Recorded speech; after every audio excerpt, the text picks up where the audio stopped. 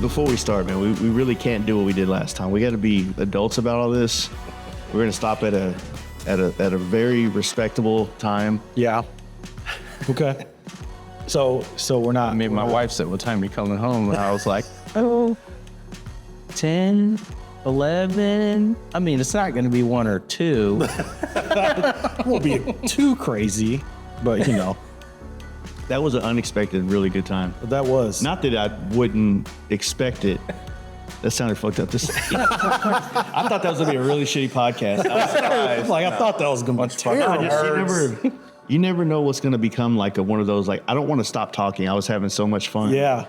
Like going down these, the conversation paths we were going that I just didn't want it to end. Yeah. So Yeah. We went down a few rabbit holes that day, didn't we? but you were like, at the time, you guys were like really, just kicked off the FXR Tour too. Yeah. Yeah. And y'all were just now fitting the motors into the frames. Yeah.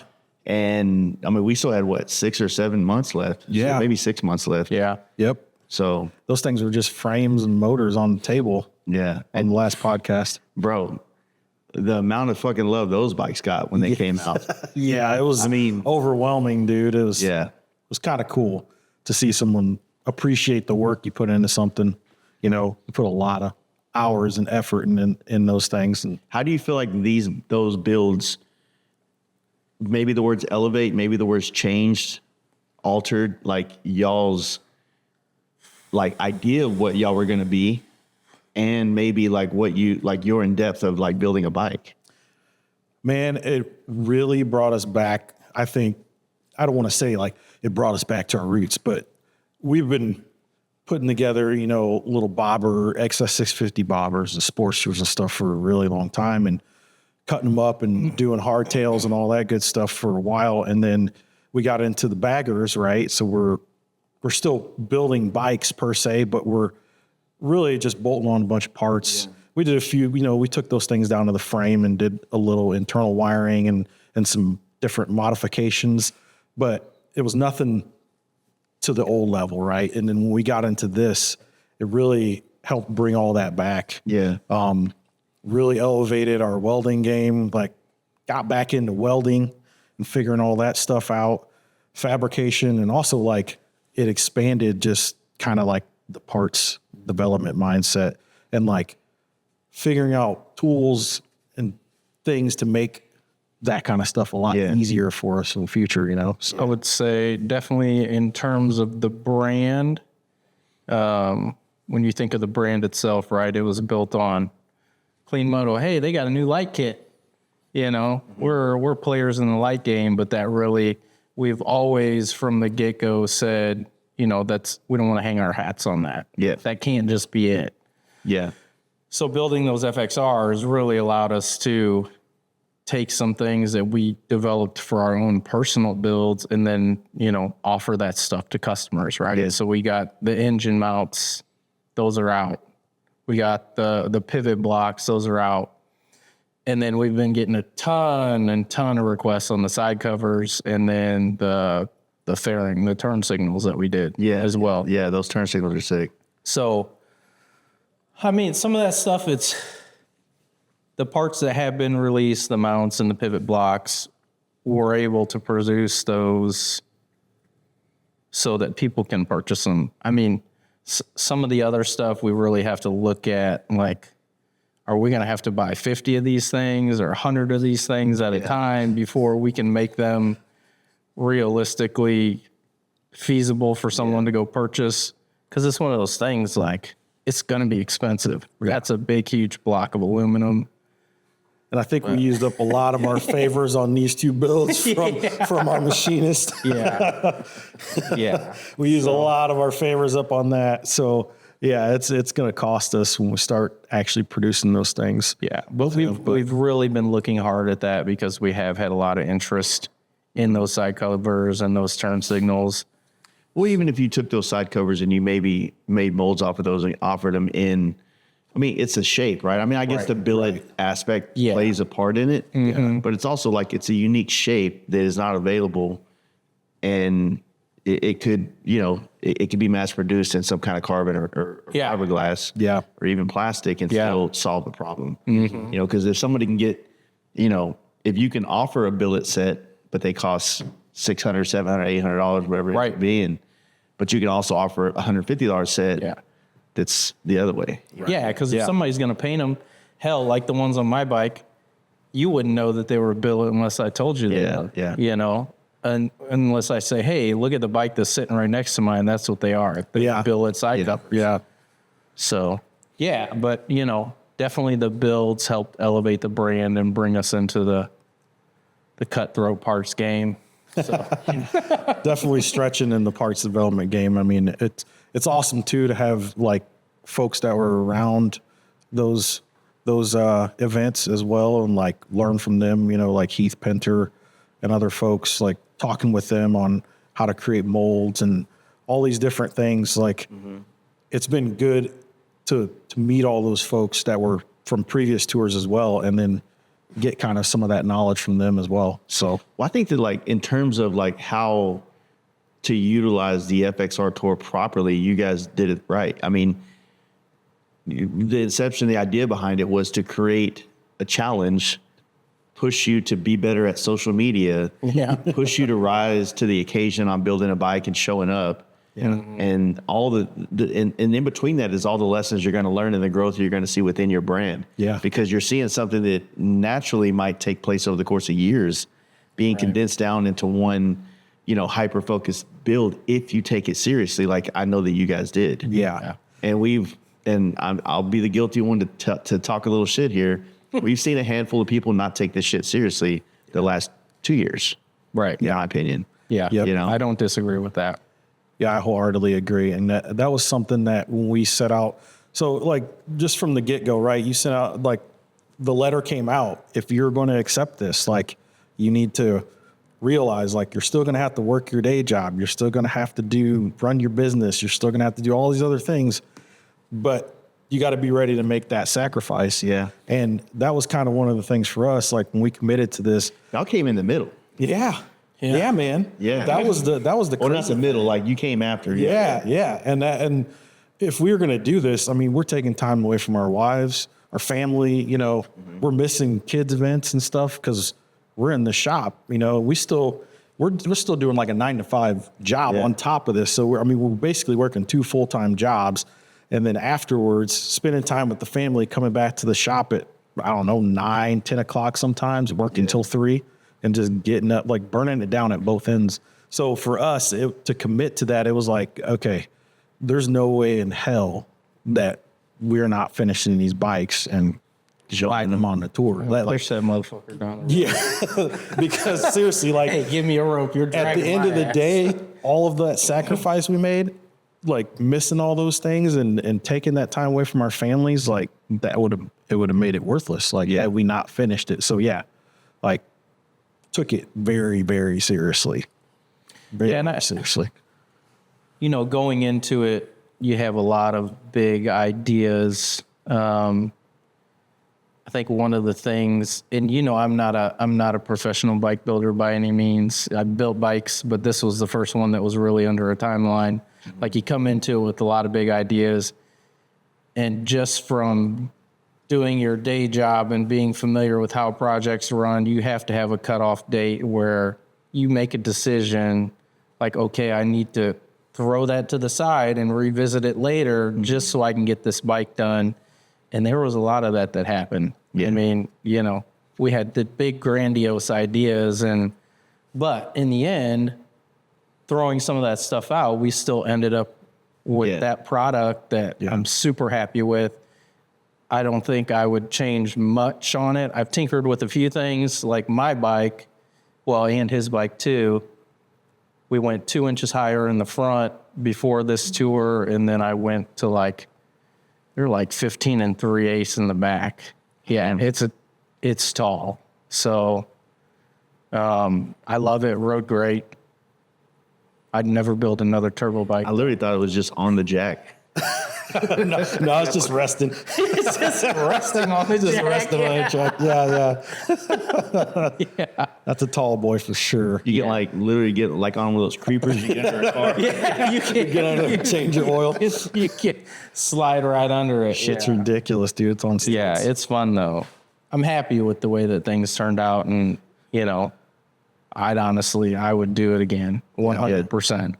And then to take those things out, like, to the mecca of motorcycling and FXRs, take it out to California and actually like Yeah. win. Yeah. That was completely unexpected and super cool. That was amazing to see, have other folks in the industry that actually do this stuff for a living as well, like recognize like, hey, this is awesome. Like, Well, I think it's a testament to just like, like being hungry, like having an opportunity, seeing this opportunity as an opportunity Right, yeah. to show like what you're capable of, to see what you're capable of, and that's, I think that is the entire importance of the tour and people taking it seriously. yeah. And sometimes I'm not trying to talk shit, but if it's an afterthought till it's the next event on the list, it's like you see it happen every year, and it's like, man, come on, guys, you should know this. You're the guy.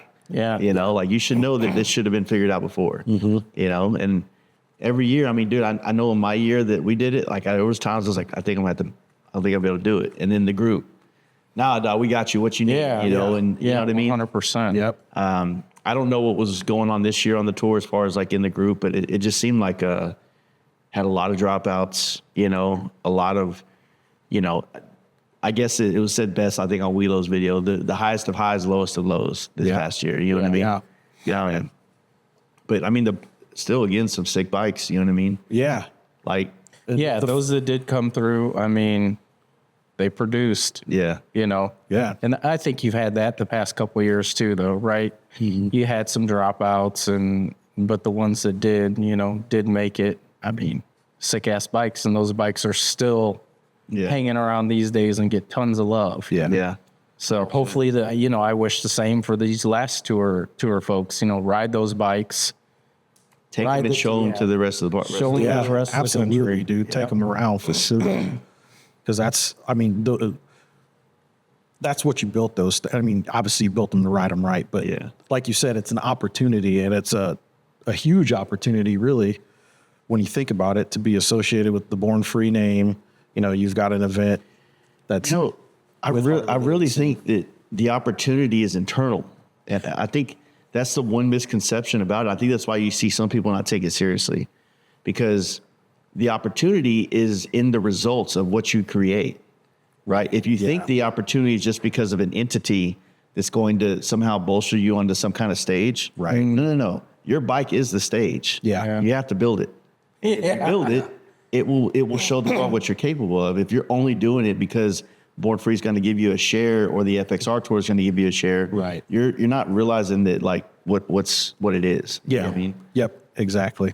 It's like, that's what I think it is, and that's why I think that guys like Rennie in the first year, he rose to the occasion, and the bike's got tons of love. Yeah. It's been in fucking music videos and shit. Right.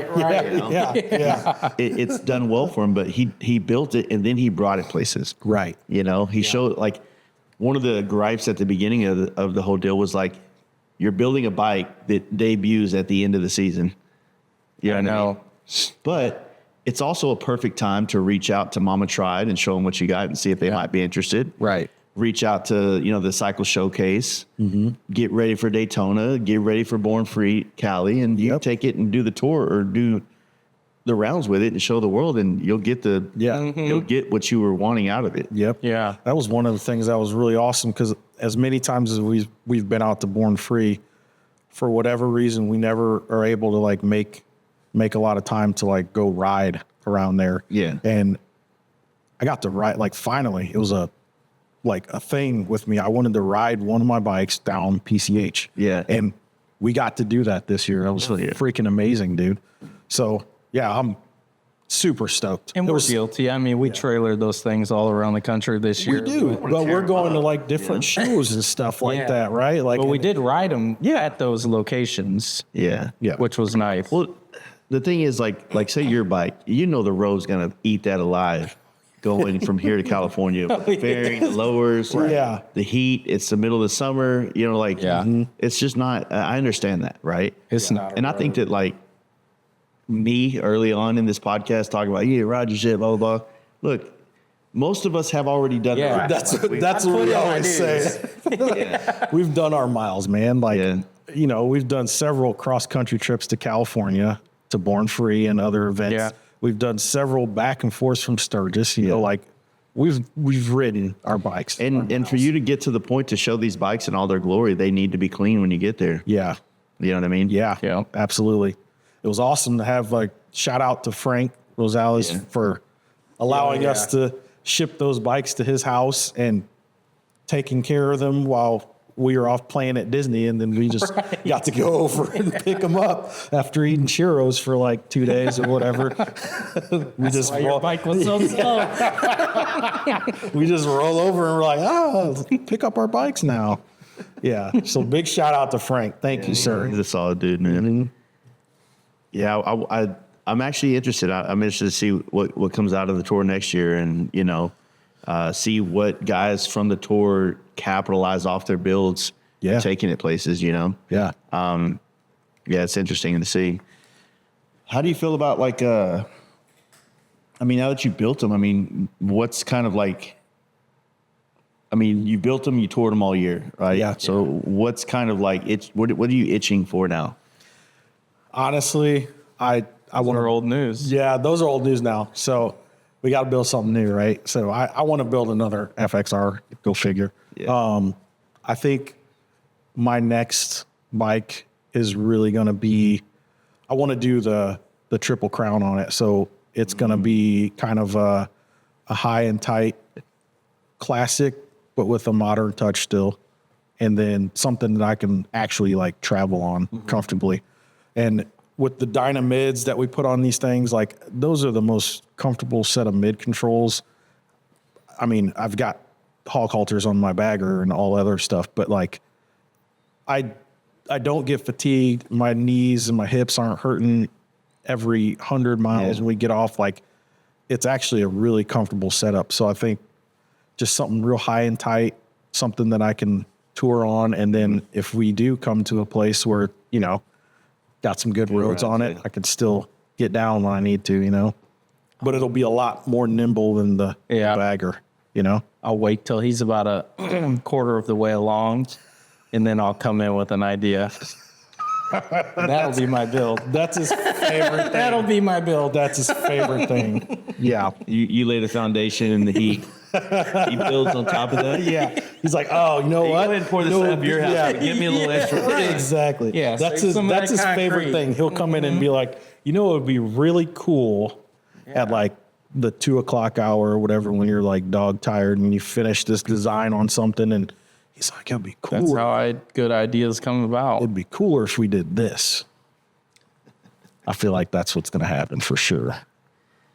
Yeah, I mean, I feel like the tour itself has just done a lot to help. I mean, it's undeniable that it has definitely catapulted FXRs onto a stage again, right? They've always had their waves. They're always around. There's a lot of OGs in it, not talking any shade or throwing any shade to any of that. Absolutely. But the tour definitely did elevate the idea of people wanting to do it, especially I think that it has been more, not inspiring, but more desirable because a lot of people want M8s and stuff. Yeah. But to be fair to FXRs, it's like a lot of dudes will go and buy them for $4,000. They'll hit them with a power washer. It'll ride, it'll start and run, and then they run down the street, and then the charging system takes a shit. Yeah. Like, oh, these things are fixers and pieces of shit. Like, no. Right, man. Like, you pulled it out of a fucking garage. Yeah. You think you just throw a battery in this? You know what I mean? Like, Yeah. if you just like these bikes are really, really. I mean, Evos alone, they're good. Yeah. You know what I'm saying? Like, I don't know. They're just such good bikes, and there's plenty of them out there. Every time people think they're about to be all picked out. Yeah. They're not knuckleheads or panheads, man. no. They're fucking everywhere. Yep. The one I just built, I found in a barn on the side of 287 that I've driven by. I can't even tell you how many times, and it's been sitting there since I've been driving by it. Oh, Since I've been See it outside or something? No, it was in just a building before you get into Amarillo, and I'd always see it because on 287 headed up towards like Amarillo from Dallas. You go through these small towns, and then they'll have like a shop or some kind of old house that's like butted up against the highway, and there'll be like tons of shit junk, like old rusty cars and stuff. And lo and behold, there was just a 1991 FXR sitting in one of those like little shops that are it's just hoarded out. so did you find like a listing or they? So listed the it? guy that owned the place passed away, and his daughters put it up for sale. It hadn't ran. It's been sitting since 2008, I believe. Yeah.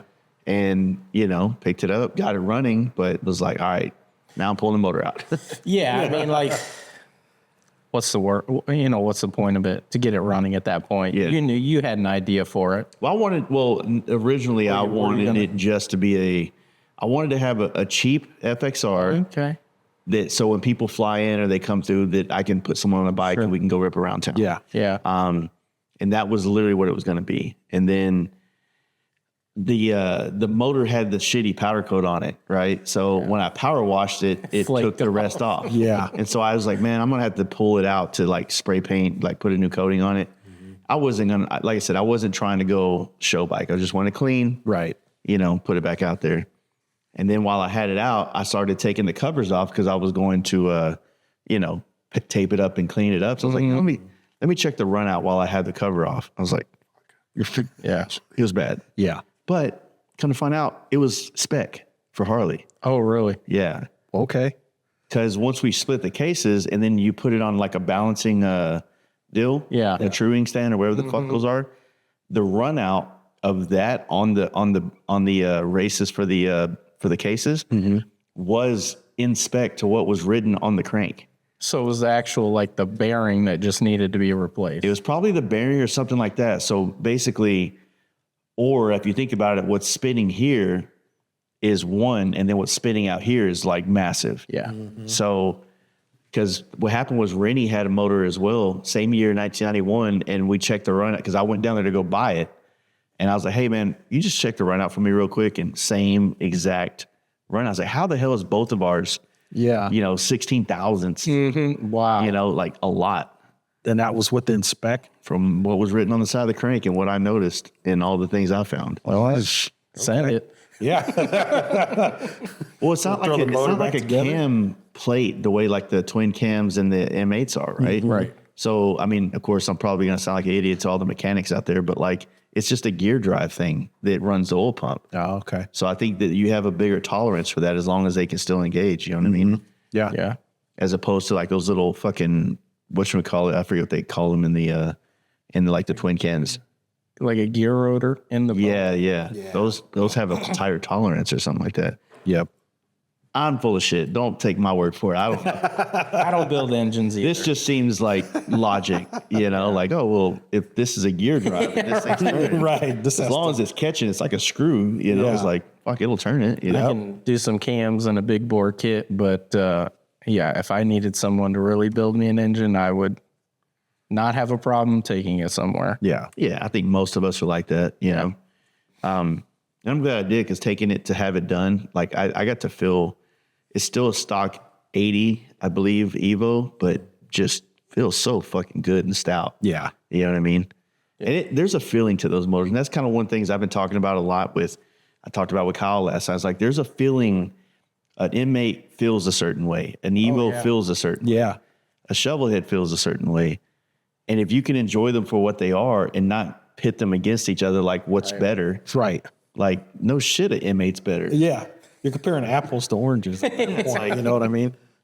But you've seen it, like you see these older, like someone have just a clean OG FXR, super clean Evo in it. You're like, man, this is speaking to me, or at least it does for me. Yeah, absolutely. That's one of the bikes that was on the tour. Jordan, his bike I was in love with that thing. It's a super high and tight, just OG with some flames on it. Shit was tight. Awesome. I love that bike.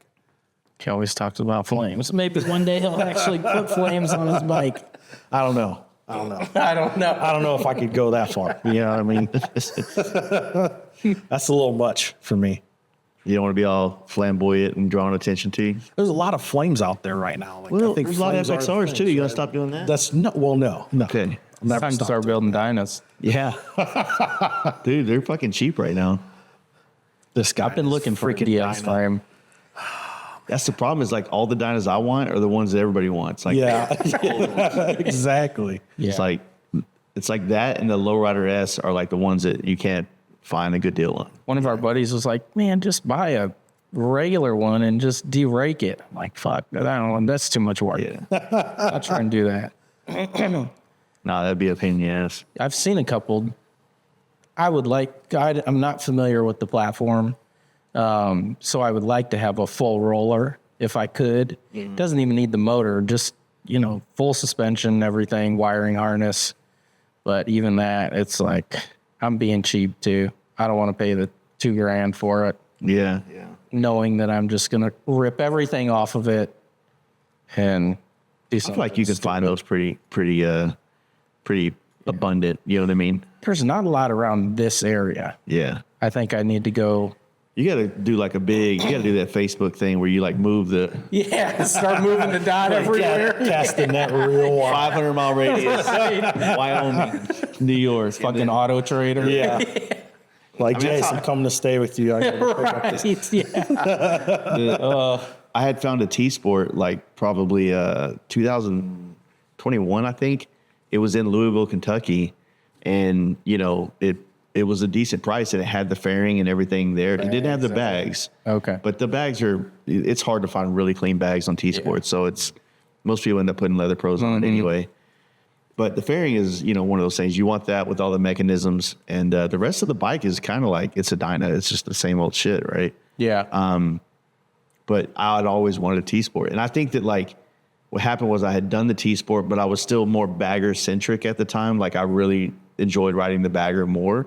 So I never really fully leaned into that bike and gave myself the time to enjoy it. The same thing with the Lowrider ST. I had done that in between building the chopper FXR. So Right. the little runs I did on that Lowrider ST, I never got to spend the time on it and fall in love with it the way, because as soon as the chopper was done, I never rode the ST anymore. Right. Yeah. So I don't know. See how that goes. Yeah. I mean, once that chopper was done, you were just loading that thing down and riding it everywhere. Well, that was to motivate me to like ruin my life to build these things. I have to daydream about all the things I want to do and experience. Yeah. Because it's like, I mean, like I'm sitting there just slaving away, just fucking 2 a.m, like you said, like can't sleep, go home, lay in bed, stare at the ceiling, like, no, I'm gonna go back up there and just fucking get back on it. It's like I need to daydream about some kind of experience that I want to have in order to justify to myself like the amount of time and sacrifice and money and attention that I put to it, and I don't give to my kids or my wife or the life that I have. Yeah. So I don't know. I tore that bike up before it ever even had a chance to go get seen, but anyway, But that's what it's for. Rode it to the camp out. Well, you rode it on the tour. Then you rode it to the camp out. And then you went on your big I trip. rode it to camp out, Lone Star Rally, lots of little around the town shits, and then that big trip was pretty gnarly. That was a long trip too.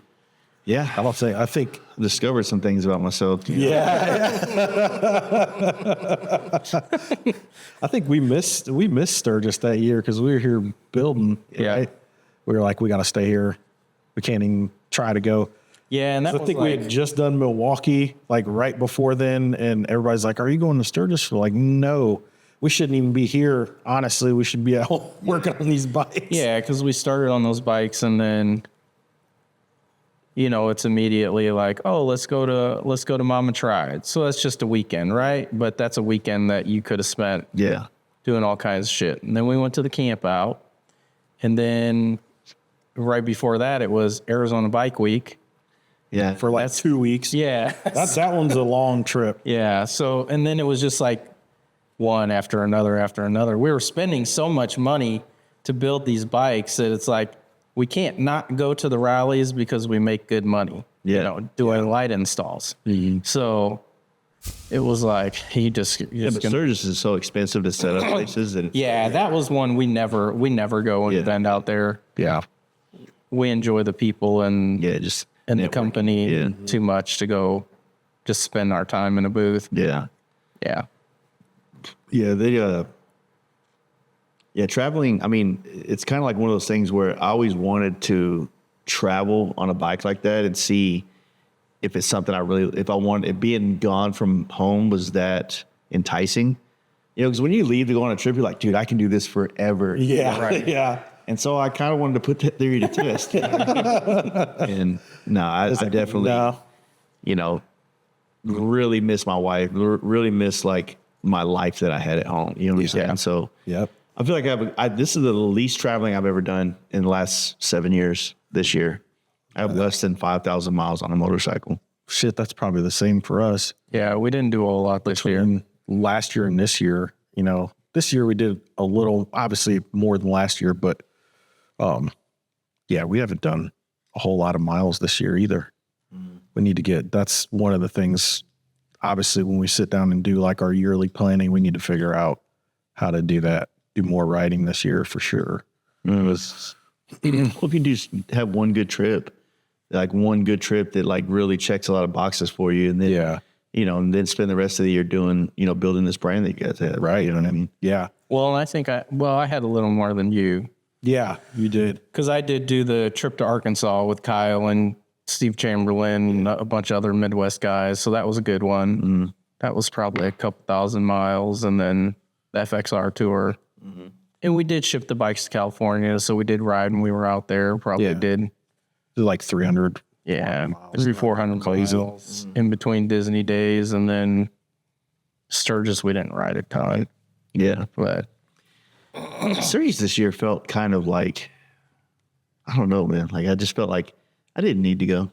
Yeah, but it's the one that it's like Sturgis and Born Free are my like every year events where like if I don't go, I feel like I missed out on something. Right. But I don't know.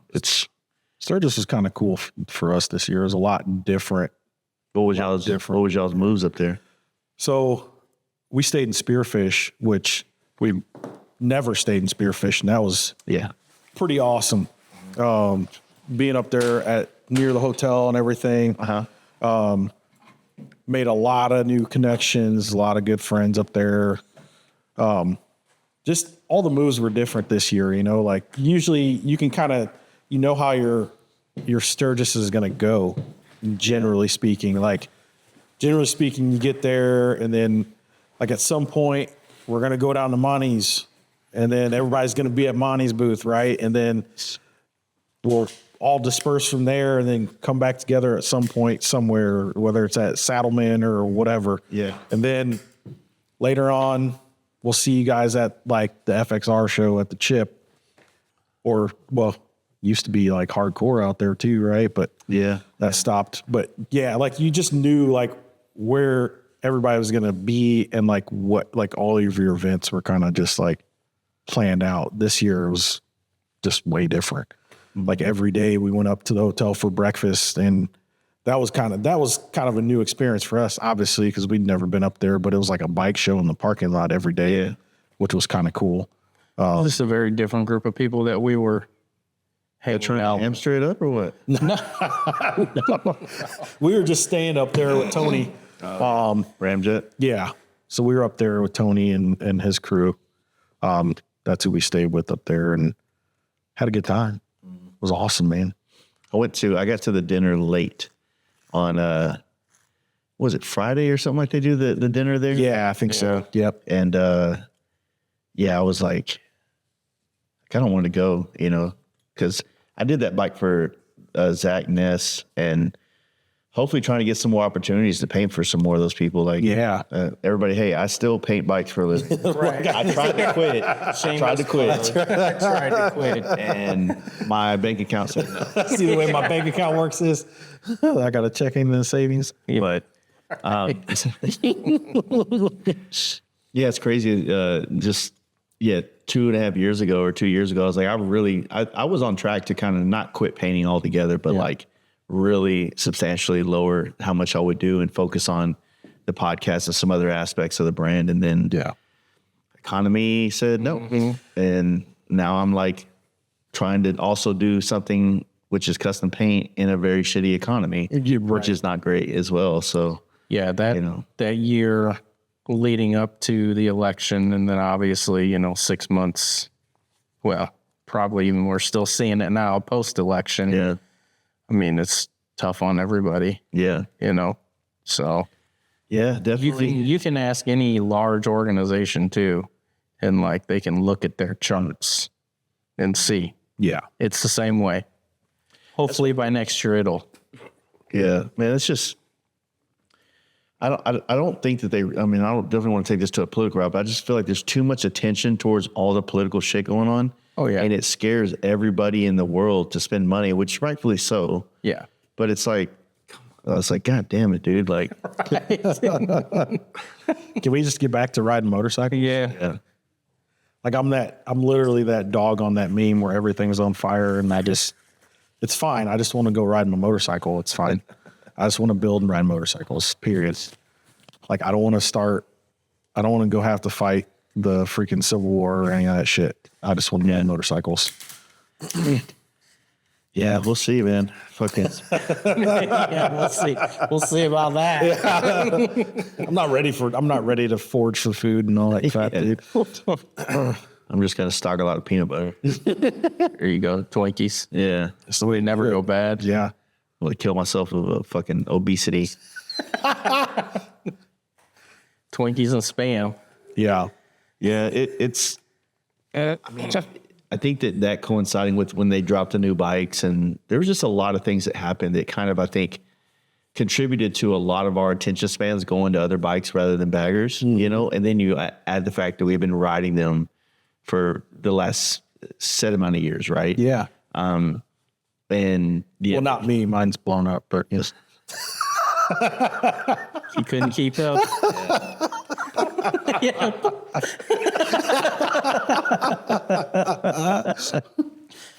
That's what it sounded like. I could see it in my mirror, and it made this little sound in my helmet. Just, It's like you always want your motor to go out like a man. boom. Yeah. It sounds like a little squeaky. That's exactly what it sounded like. Damn it. shit. But yeah, I don't know.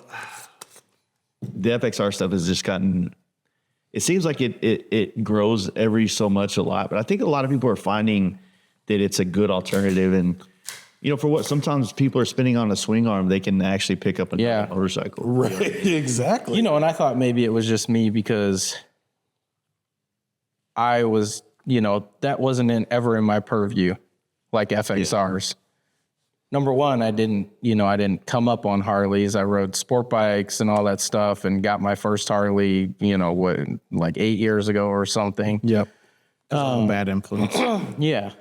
Came in later. Came in later. Exactly. He's like, oh, shit. And so, we were doing all the bagger stuff. And then when the first FXR Tour hit, I was like, oh, okay, that's cool. They're building some badass bikes. And then, it kind of sparked our interest. We're like, man, we definitely want to do that. Like, let's get back and building some bikes, throw our name in the ring. And we weren't first pick out of the gate by any means. And then when they said, come on in, it's like, oh yeah, sweet. And then now I start to notice it more and more and more. And it's good to hear you say that because you kind of had that purview before of what was going on. But after the first tour, you saw the growth in the FXR chopper and the growth in the M8 FXR. Yeah, for sure. And it, not to say that it was my bike or Corey's bike they all contributed to the hype that was generated around these bikes. Right. Yeah. FXR division, they are the guys that kind of pioneered the stuff. 100%. Corey definitely pioneered the simplicity and the form, I guess, in it, right? It looked so factory, like it was supposed to be there. Yeah. Then we did the over the topsity. Well, it completely opens up new pathways into it, how you can kind of view it. And I think that's what opens up people's minds to it, you know? Yeah. But to be fair, just so people that are kind of interested to know, like those aren't fucking $20,000 motorcycles. Right. You know, my FXR chopper is not a $20,000 bike. Right. You know, I might not have all the logos that you're looking for to justify the price Right. Sure. of an expensive motorcycle, but it is. Yeah. And, you know, I think there's nothing more annoying than people asking me to buy my bike and then me say I can build you one, and then they're like, just on red. Right. Yeah. That's always great. Yeah. I'll go fuck myself. I guess. Yeah. I guess Yeah. I'll just fuck off then. Yeah. I mean, I don't think people understand just the, you know, even if you aren't using top of the line, like this person makes the baddest ass part and you want to put that on that bike. Even if you're not using those parts, just the basic raw parts to get you to where you had a running bike is a lot more than most people think. Yeah. If you were to buy those pieces brand new, say I bought I don't know, I can't make a good example, but if I want to buy a speed dealer swing arm, or maybe I don't want to spend that much money, just it's out of my budget. So I'm going to go buy, some dude has a takeoff Harley touring bagger swing arm that's $500 versus $3,000, $2,500. That $500, those parts, if you use that same mentality to buy all those parts to build that bike, would still be a lot more money than people realize it will be. Yeah. So that's where I think people get confused, like, oh, that bike's only that much because it has all those parts on it. Well, that's not necessarily true. Yeah. Because the cost is going to be a lot more than you think it is, even if you use the basic of the basic stuff. Well, when you have a handful of name brand things on there, like a Speedo swing arm or an S&S motor or a Baker 6, Lindahl wheels or Ness wheels or whatever the case, they can associate a price tag to all those products. Right. And then that justifies, okay, yeah, I can see why that bike's 25 grand. Yeah. But if you have all those parts, it ain't fucking 25 grand. Yeah. No. No. You know? No. Not at all. Not unless you found somebody that needs some money. Yeah. Right. Exactly. Exactly. Not to mention, there's like on these bikes, right? There's a lot of parts that there is no chart that you can go out and look up the brand name and look up a part number and find out how much it costs, because it's all one-off stuff. Yeah. That came out of our brains that we developed and had cut and did all that stuff. So there's a lot of like little intricate pieces on both these bikes that just never existed until these bikes existed, right? So that's another thing. It's just kind of funny when people look at it. So not only do you have those a few of those name brand parts on there, but then you have parts that are unobtainable. Yeah. Right. So Do you feel like maybe the draw to it is that, like, even though it still feels like, especially because of, I guess, who we follow, we feel like everybody's doing FXRs now. yeah, I'm not saying that in a bad way. I'm just saying it that, you know, in general. But you still, when you go to an event, you don't necessarily, like, you go to Born Free Texas where the FXR Tour ends, and yeah, you're going to see a shit ton of FXR. right. Or you go to the FXR show. But in general, when you go out on bikes, you're not seeing like 20 FXRs in a parking lot the same way you're seeing 20 white new road glides. Right. No, Absolutely. I agree 100%. Yeah. So I think there's an aspect where people kind of want to have something different. To your point of earlier about saying, like, what was the thing you're saying you wanted different? Like flames. Yeah. Right. Yeah. So, you know, there's like this weird thing where we love that analogy when it applies to something we want it to apply to. Yeah. But it's such a contradicting, or like a whatever the other word is to it. Like, it's, you can't use it for like an absolute, right? Because Right. there's some shit you're like, well, I kind of want FXRs, everybody else has them. Yeah. Yeah. Kind of want a road glide, everybody else has them, or, you know. so- Exactly. But I think there was a question in there somewhere. I was I need to work on my my format here. No, you're good. But no, I do wonder if a lot of people are interested in it just to feel like they're doing something different, you know? Probably, like I said, for us and with the tour and these bikes, right? Like I've wanted FXR for a very long time. This was just an excuse to like actually build one, and then also an excuse to like stretch our skills and do those things right. So,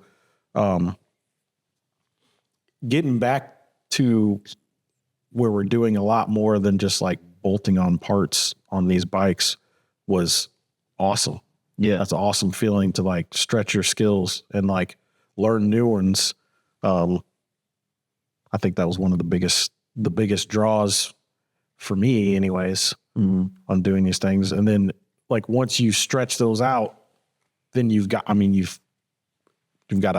It opens acquired up skill doors, set, right? Yeah. That just helps you go further with it. So, And I feel like it was a big accomplishment completing 2 FXR tours on those motorcycles. yeah. Like last year, our bikes didn't run until the night before Yeah. the tour. You know, people were for sure that those things were not going to make it there. Well, we were the dumbasses that tried to build 2.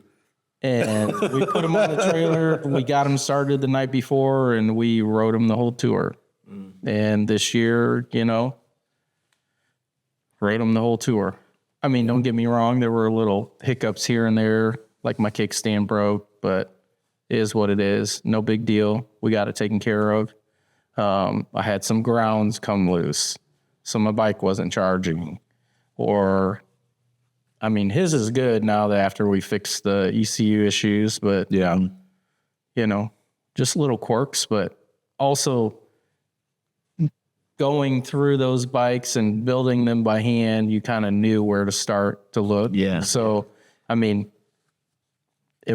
maybe it was down for 30 minutes and you just caught back up. Yeah. Yeah. But it's still a huge accomplishment to take those down to the frame, do the fabrication, put the new motors in, all the wiring, you know, factory wiring, ECU, BCM, all the things, and send them down the road for 2 tours.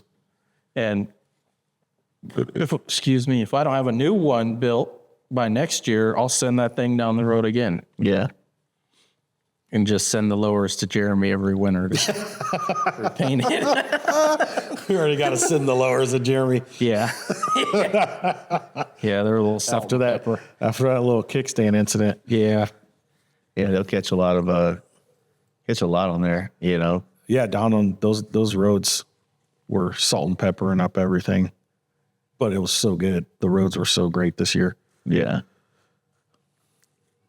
But yeah, man, I think I was telling Justin when we were just out in California, it was, you know, first day of the Born Free event, and then we had just come off like the ride we did the day before and just riding around California. I'm like, man, I don't know that I ever, and I say this now, and I'll probably change my mind, right? I want to get my bagger back running. That's what that motor's sitting over there for. I told him I should just use that motor on another FXR. I want to get my bagger back running because that's my baby. I want to ride that like every day back and forth to the shop and whatever. But then after that, personally, like personal bike wise, I don't know that I'm ever going to build anything outside of the FXR platform. Possibly. I don't know. But that's just kind of how I feel right now. I love that bike, and I want to build something that's like, You want to expand on all the ideas that come from building. that bike, exactly, right? exactly. I mean, I feel like I've had this conversation with a lot of like maybe newer guys in this world, and I'm like, look, take it from me. I've talked a lot of shit on these podcasts. Right? You can just scroll back and watch me contradict myself. I think that the best way to look at it is just like it's to never say never. Obviously, Yeah. right? It's like, I mean, I would say that I've had the chopper bug in my head since 2016, but I just didn't know how I wanted to get into it. And then I found the performance bagger, and I was in love with that. So I really didn't have like that same desire. I always kind of kept an eye on it. And then the FXR chopper made me a little bit more comfortable with going full chopper. Yeah.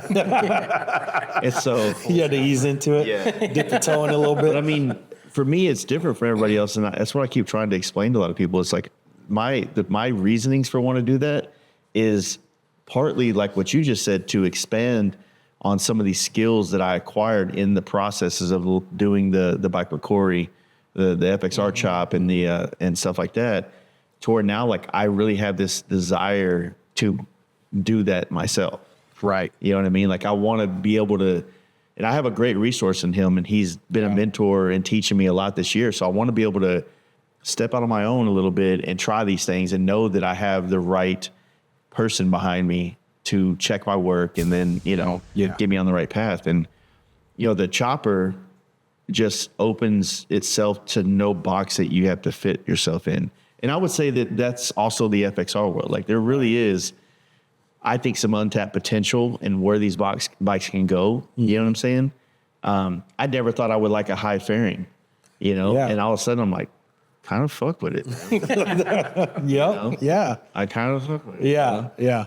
That's a little high, but I like it. Like a little too high. But I mean, it's like, That's really high. That's Snoop Dogg high right there. but it's just one of those things is to like be open-minded to like where your inspiration is. And like, it's almost like you really have no control over where you get inspired. Right. You know, it's just like, you just got to be aware enough to recognize it. And hopefully be in the right financial spot to capitalize off of it. Right, man. Yeah. Yeah, money's a big factor when it comes to building bikes. I'm not really married to anything. I just, hey, let's just do something cool. Yeah. You know, whatever we want to do, I'm in it. Let's do it. That's fine. I can spend your money. No You're problem. just waiting on it to fix it. I know, right? Yeah. Like, what are you going to do next? I told you what I'm doing next. No, I finally got that bike. Dyna, that's what we're doing next. Here we go. It's time to shit. No, I finally got that bike from my father-in-law, which shout out to my father-in-law. This is a friend of his that he used to ride with back in the day.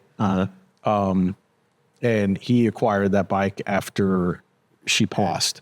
And it's just, he was taking it apart to like work on it, restore it, and get it riding. Well, he's since stopped riding. So that was just kind of chilling in his garage for a while.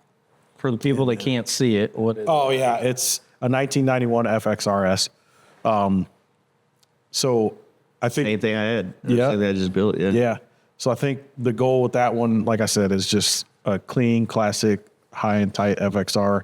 He just wants to see it back on the road, Yeah. and being enjoyed again, and that's kind of what we're gonna do with it. And then we have this Gen 2 M8 motor over here that he thinks is going to go back in his 18 bag. That's going in my 18 bag. But it's going to go in this. What's I'll buy another Gen with 2. putting it into the 18, you think? So we're gonna change it to oil cooled. Yeah, we're just converting it to oil cooled, and then plug everything up and go for it. What about an intake? And you got to get an intake for all that shit, huh? Yeah, we did all the stock intake, manifold, throttle body, all that good stuff. I feel like those motors would just be easier to put into the M8 or into the FXR frames because Probably it doesn't have the overhead oil lines or Yeah. anything like that. Yep. Yeah. We need to buy another one, and then that'll go in. What is that? Just 117 or? Yeah, it's just a little 117. I'm gonna do a Star Racing cam in it, and then just something simple, so that it's not as hot. Like the reason I went with that because it was obviously a lot cheaper than going with rebuilding my current motor, having to do a crank and then a big bore kit and all the other stuff with it. So I just bought that because it's a lot less invasive work, a lot less invasive. So you're just doing a cam, air cleaner, and pipe, and those things are making what my other bike was making. You don't think the water cool aspect is a part of that though? No, I think it's more so in the heads. Okay. The heads and the breathing or what's because there's a lot of people actually converting their Gen 1 M8 heads over to those Gen 2s and making massive power as well. So yeah, because but you had the oil line ports are on the back side of the head or on the front side of the head, and then goes into the back. Then you have that drain one, right? Yeah. So how do you do that on that? So, or go ahead. No, go ahead. No. So we've sourced all the parts that are necessary to switch that over. So if you notice on all the new Softails, the Softails are not water cooled; they are oil cooled, and they have the same setups. So we've done a lot of research, and we've sourced all the parts to just swap it over. And then we're gonna do that here quickly. We're trying to do more long form content too. So my brother's gonna record us through the whole process. But yeah, that's gonna be awesome, and I feel like that's gonna be a lot. I don't want to say like more reliable, but it's a 117. It's nothing crazy. Yeah. So it should be a lot less hot than my 128 was. And I still don't even know exactly what happened to that thing, but it was 40 something thousand miles of abuse. Yeah. It was a hot day. It probably was just like, I'm done, dude. Is that whenever y'all were, it got stopped out in like Grand Junction? Yeah, Utah. Yeah. We made out of Grand Junction. We were in Utah in the middle of the desert. Skinwalker country. Yeah, that's where we met the Skinwalker, man. That was a little, we've told you that story before, right? So yeah. Yeah, we were going up the hill and boop, I think we had the cruise control set at 90 and Yeah. all of a sudden he's just getting further and further away and I slowed down and he's like, well, I don't got no power. And then that's when he heard that sound, The little squeak puff of fart. smoke Yeah. in the rear Time view. boss. Tired balls. Time, boss. Yeah, exactly. Yeah. Motor Sucked all left the the bugs chat. out of him. Yeah. Yep. Motor left the chat. Man, I got 45,000 miles out of my 114 from my 19 Road Glide, and it was still running fine, but then the 131s came out, so I jumped on one of those. Yeah. Yeah. I mean, I feel like Steve Chamberlain, he's had like a shit ton of motors. Yeah, I mean, it's hard telling what went wrong with that thing. Yeah. Both of the piston jet oilers, the little, the tips on them were broke off. Yeah. So Something I like wonder if it could have been something in like with that big bore kit or something like that. could have been. Yeah. It could have hard been. telling. It was a Harley 128. Yeah. Came out with it. Oh, the Harley. Yeah, it was the Harley kit. Yeah. Yeah. Really drop on. Yeah, it's strange. It ran good. Took good care of it. Till it didn't. Until it did. Yeah. Yeah. Yeah. What are you going to do, right?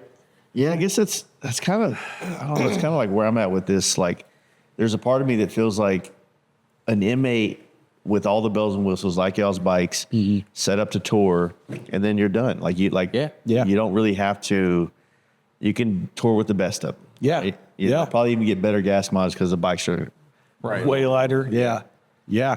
But goddamn it, it's a lot of money to build an M8 FXR. It is. It is, man. Even if you're doing all the work, it's still money. Yeah. You know? It is because if you think about it, we started from like frames, right? So there was a time when we shout out to Adamek Harley, Brett over there, helped us out big time. We found all the parts we needed and then ordered a few extras of things just so we made sure we had everything we needed, right? But you should have seen the box that came from freaking Harley. It was ridiculous of just Shit will nickel and all the nickel and dime parts that you don't Yeah. you don't even think of that you need. Like, oh crap, I need these seals. So you're like looking at parts diagrams like, all right, well, because you know what's in your bagger because you've taken that motor apart a million times. But then when you're starting from scratch, you're like going through this parts list. You're like, I need a $30 Damn, I need speed this sensor. I need this $75 key fob. Yeah. I need a $30 security. And just maybe the silver lining to that or the benefit of it now is like you can kind of find some M8 baggers for like 10 grand. yeah, You know? yeah, And so it's like, yeah, I know it's a little expensive because, you're thinking like, oh, I'm find me an M8 drivetrain with a wire harness and a computer for like $2,500 or $3 grand. yeah. But then it's like, well, if you do that, then you get the twist grip sensor, all the fucking other all shit. of it. Yeah, you get Then everything. you can sell the rest and maybe recoup some money. Yep. Yeah. But I mean, then it's like, I remember because I had a 22 CVO, right? And it was this blue steel or whatever the fuck color. And it was like the only CVO that came with the normal bags before they did the body change. Yeah. And then right when I got that bike on trade for my last Road Glide, is when the new ones dropped, and then the value of that bike dropped like 15 grand. So I'm like, fuck, man. Yeah. I'm like, I can sell this bike for 25 grand right now instead of 42. Yeah, they put it on us. And then, or maybe I build an FXR CVO with the 117 with all the gray motor and all this stuff and all the. I was close, dude. I was really close. I was like, and then I'd get like 50 or 60 grand for this thing. Yeah. Yeah. You know? Absolutely. But then I'll put like another 25 in it on top of it. Right. Exactly. Yeah. Yeah. It's you don't think about all the costs involved in those things. You know what I mean? And then to take it to like to try and like make it a little bit different, you know, from the norm, because that's the kind of the charge with the FXR Tour, right? Like, it's not so much, oh, hey, I threw together an FXR and I built it, right? Like, the goal is to make something different, Unique, and push yourself and like unique. So you add that other layer on top of that, and that's, you know, it gets even crazier. Oh yeah, 100%. It gets even crazier. I don't want to scare people off from customizing motorcycles and say like, oh, it's just so much money. You can't do it. Right. You know, you don't want to do it. It's stupid. No, it's like, it is very rewarding. Yeah. It's just like, like if you think that you have a budget, like say you want to put 20 grand into a bike, just add 5 more. Yeah. You know what I mean? Yeah. Just add 5 more. Because it's that's how it's going to go. It's, if you think about it, like if you're having a bike built, or to some degree, it's not going to be built overnight. No matter what you want. Like if you're ordering wheels, you hopefully can get them in 3 weeks. Yeah, hopefully. Hopefully, right? Yeah. So in that 3 weeks, unless like you've saved up 20 grand over the last 15 years, I understand 5 more grand is going to be a tough one. Yeah. But if you got 20 grand, you got $25. Yeah. Or you can figure it out. Yeah. You know? You can finagle some stuff for sure. Because the problem is like you can set your tone, like your deal, like, okay, 20 grand is where I want to be, but it's all the little shit like you were just talking about, the little sensors, the bolts, the little brackets of the wire loom that just looks like shit now that you need, you know what I mean? Yeah. Just, And then you got bad influence friends like Jeremy, who's like, oh, hey, I'm painting your bike. And you're like, no, I can't afford you. He's like, no, but I'm painting your bike. yeah. So, yeah. I get on a payment plan. Like, okay, I guess you paid my bike. Yeah. I'm going to have to work a couple extra jobs, but yeah. Yeah, those are the kind of things that I think that all, I mean, I said this to you guys actually, I haven't said this on a podcast. You weren't done.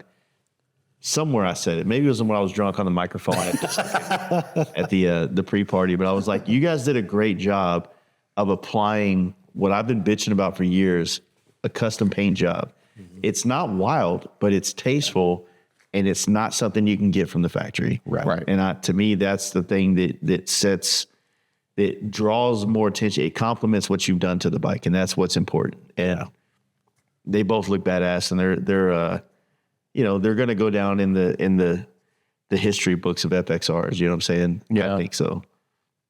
Because they are over the top. They are a little over the top. They're ridiculous. We are some over the top mofos. But it was only a matter of time. I mean, think about it. Like not to say anything bad or anything, but like Trask has built some insane, FXRs. Oh yeah, 100%. Like some of those Assault Trask FXRs are fucking phenomenal. They're amazing. But I guess what draws me to this is that I feel like it's our generation's version of it. Yeah. It's not like, oh yeah, I had $150,000 customer that said, throw the book at it, right, throw the moon at it, and then here's another tip. Here's a tip, Yeah. Here's a tip. 20%? Yeah. No problem. Mm-hmm. It's like you guys really just figured out how to make something cool, draw your influences, draw your past, and then show up and build 2 uniquely different bikes. I mean, those bikes are different in a lot of ways, but they're also, I guess the simple difference of you guys, what I'm saying? Yeah. What you were interested in. That's kind of, That's the last 3/4 of his bike. yeah. Yeah. I feel like we had to we made it a point to make those things distinctly different, even though they're being built like side by side.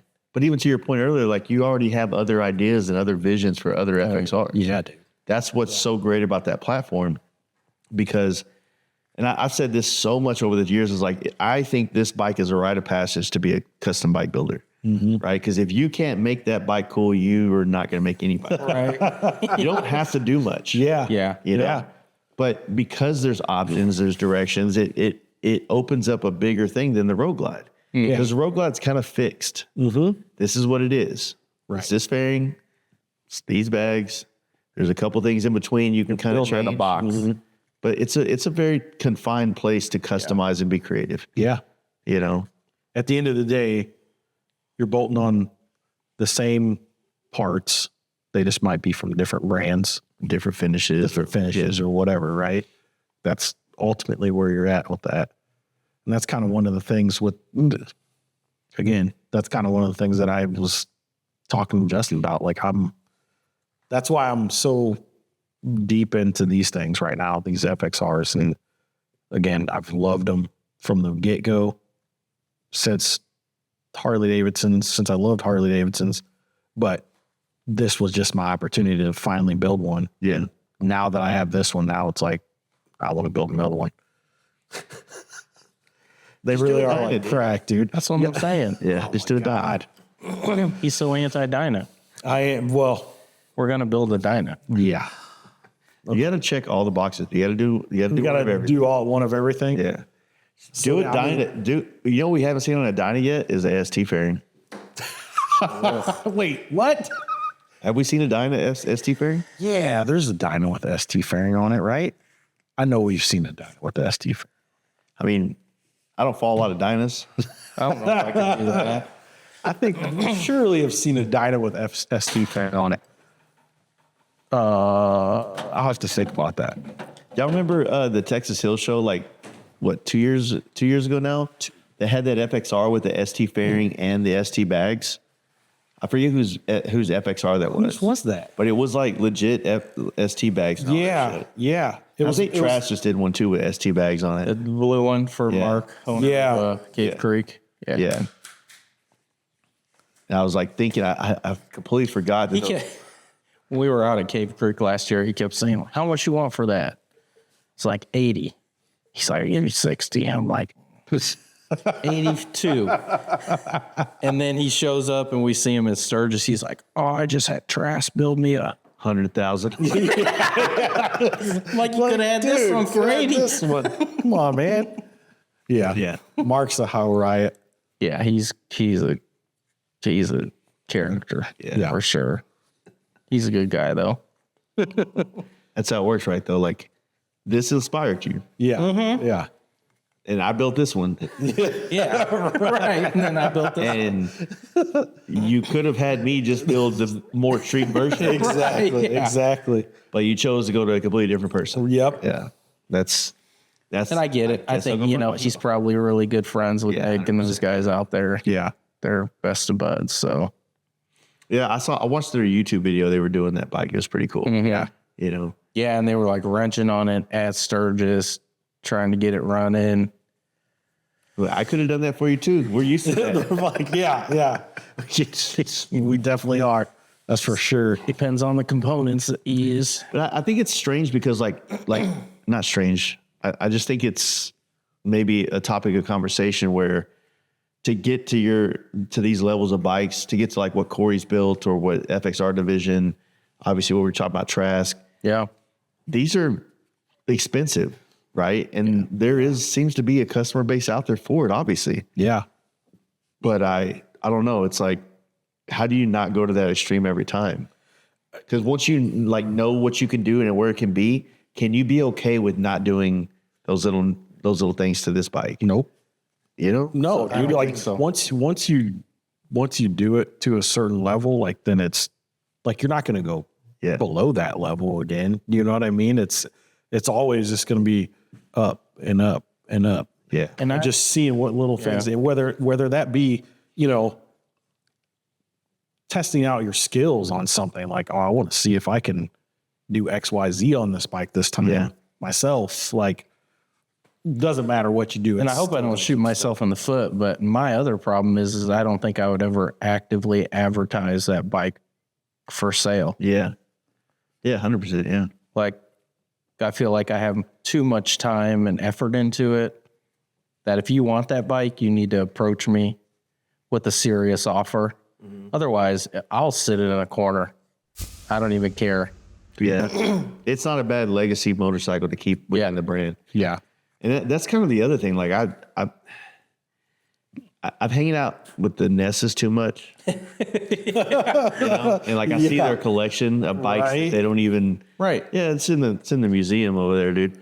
It's like I kind of want to have like bikes like that. Like not everyone, obviously, but like I want to build some pivotal bikes for my, just my progression and be able to keep them.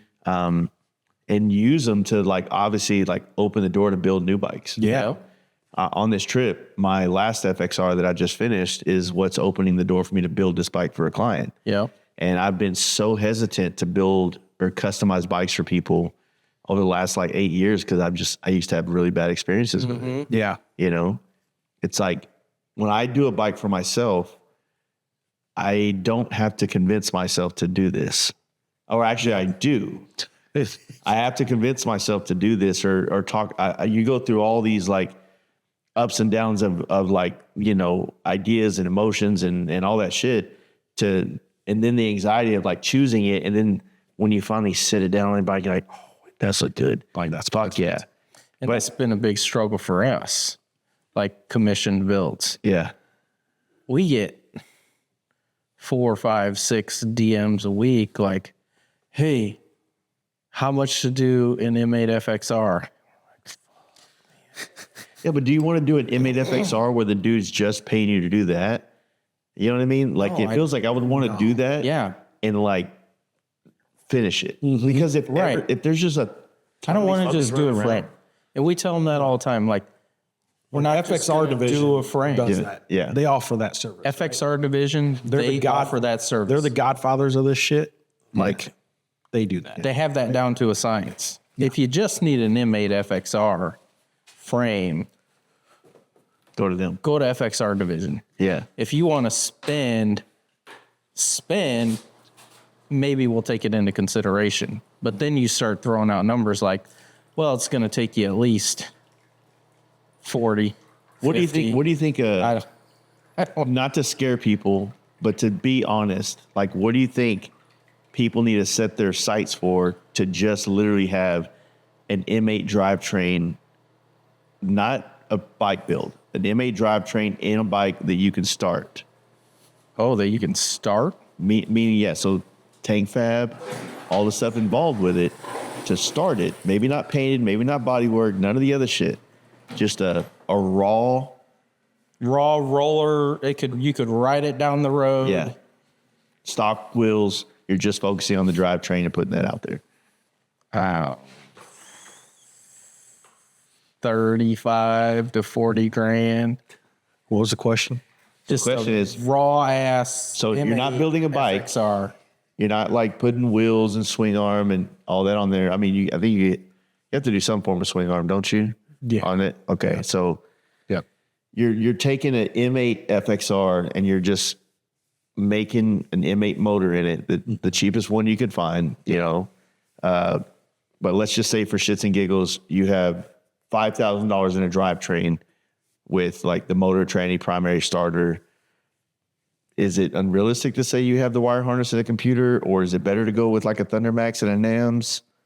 I mean, that's going to cost you $2 grand. Yeah. I mean, so out of our experience, and it might be different, right? Like you've got the master of this shit, like FXR division could probably tell you better, but And they can get you a frame, but like to be a roller ready for coating and not buying any accessories. 35, 40 grand. yeah, probably around there with everything ready to go. Yeah. Yeah. Yeah, That's a barrier of entry, dude. it is. It is. It is. Yeah.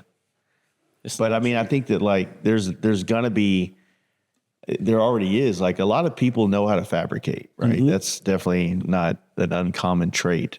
Yeah. So you're going to get them they're going to be able to buy your kit that you guys are now producing and selling that'll help them get that in the frame. But there's still a lot of know-how. There's still a lot of things that once it's in the frame, you have to figure out the next phase, which is the wiring and all that shit, the oil lines, getting everything like it's almost like I said, a whole road glide. Yeah. You know? I mean, you're literally condensing a road glide into a much smaller frame, essentially. That's what you're doing, you know?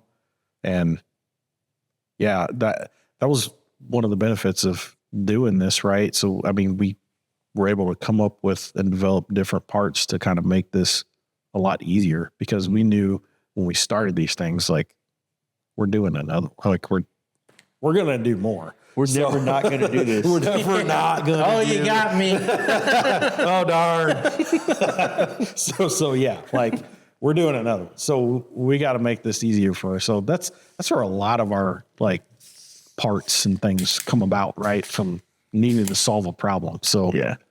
that's kind of one of those things that, and again, we worked with some of the greatest in the industries to kind of develop that. And I've toyed with the thought in my mind, like doing that basic, like taking an FXR, doing an M8 swap. Maybe it's just a 39 mil narrow front end, not widening this, rear, like flip that. But at the same token, I don't want to pollute the market, Yes. because I don't want to make With the cheaper, watered down version. Yeah, I don't want to do that. Like the barrier of entry needs to be the barrier of entry. Right. Like I don't want to go start making cheaper versions, like you said, a watered down version that's, here's your Honda Civic DX. You can buy for $12,000, or you can get the EX with all the leather package for $25,000. Like there doesn't need to be that. Yeah. There's enough of that with Evos and twin cams, and Yeah, there's other cheaper options. do that to the have an M8. experience. Yeah. Right. Like if you're going to build an M8, build the M8 for yourself. Or if you're a bike builder, then someone's going to commission you to build them a really nice M8. But don't be a guy just building M8 base models and tossing them out there for $30,000. Yeah. Because then it's $30,000, bro. No, Like 20. $18.99. Shit. $18.99. Because then it's not cool anymore. Yes. It'll fuck up the vibe. And it's lost its lifespan very fast. Yeah. What can you think has happened like that in our bike scene? Just maybe not in our bike scene, just in general, where it was really cool, but then really quickly it got watered down and washed out. I mean, Baja Designs. oh man, are we going there? Are we going there right now? I don't speak of those names. I mean, we could literally just like take a moment of silence for the bracket wars of 2020. Oh shit! Yeah, we could. I mean, was that this year? Yeah. Didn't somebody get shot over this shit too? No, that was a little different. Hail speed. Yeah, Yeah, but wasn't he was a part of the bracket wars? I think it started there. Yeah, for sure. I think that whole thing kicked off was him, probably. Oh, I guess he didn't get shot because of the brackets. No. It was. But I think that was. I think that he took the Yeah, I think that was a separate thing. and he, and he fucked around and found out by somebody. Yeah. Yeah, I think so. Which is damn, dude. Oh, that would suck.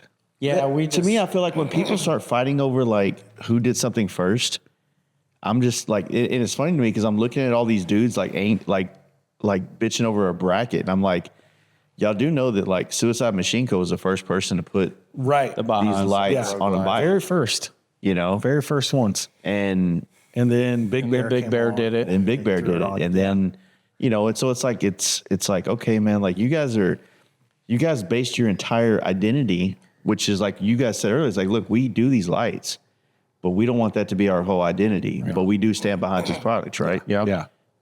Their whole fucking brand was that, and it's like, okay, that's not smart, Yeah, we're not out here trying to be kings of lighting, dude. Like we've said that from the get-go. You know what I mean? Like, yeah. Now, don't get me wrong. We put a lot of effort into it just because it does take a lot of R&D. Right. Yeah. And it is one of our big sellers. But, you know, at the same token, the FXR stuff has started to pick up quite a bit. Yeah. Especially with the M8s and us being able to provide folks kind of the building blocks or Lincoln Logs. You need to find a way to like have like a you could sell like these are like the instructions to do an M8, but there's like a copyright where they can't actually use somebody else. Like fuck, big watermark on it. Yeah. Like you got to have like a Sentinel key for the Right. Yeah. Yeah, and you know, and this is for like those builders out there that just want to go and take their stab at it. You know, it's kind of like an expansion on Tony's Ramjet's twin cam swap. Yeah. You know, and we're working with him on this M8 kit. Yep. Because we need some key components from that twin cam kit. So we'll combine our stuff. Hey, here's for the average DIYer or maybe a little bit above average. But at the same token, if you don't have that skill set, FXR division all day. Yeah. They will do a frame for you. Just so bad. No, you're good, dude. Drinking waters. I know. But on the lighting stuff and like all the stuff you guys have been doing and the fitments and the brackets. Sorry, guys, I'm looking for the hole. Here it is. Should have took my belt off.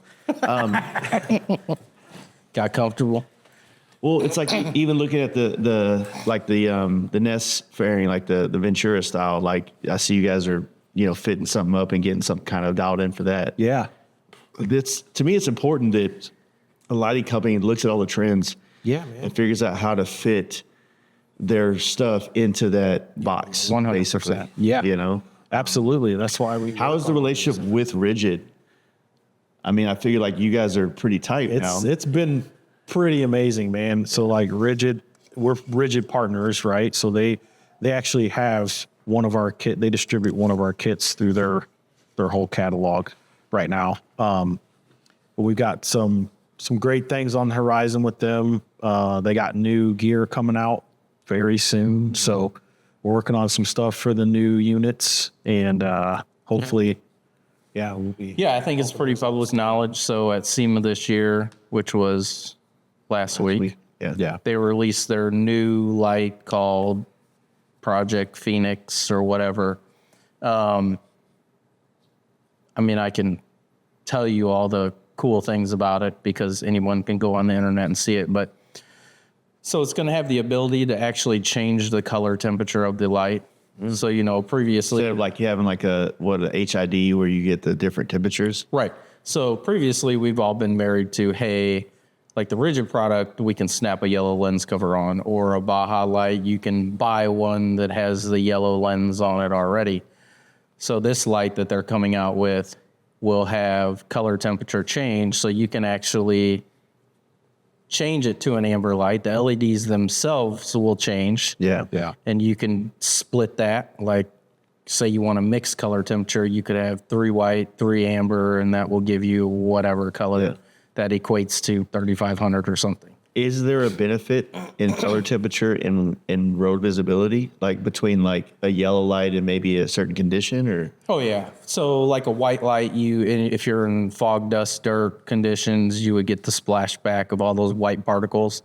So in those scenarios, that's why you would use an amber or a yellow light, because it punches through that. So that's why you would see the yellow on like rally cars a lot. Exactly. Okay. Yeah, when they're running Fucking learning here. 120 miles through the desert, a white light would be like driving in a snowstorm, whiteout condition. And they actually found, so Rigid does a lot of testing and all that stuff, and they found that the actual color that punches through that the best is actually red.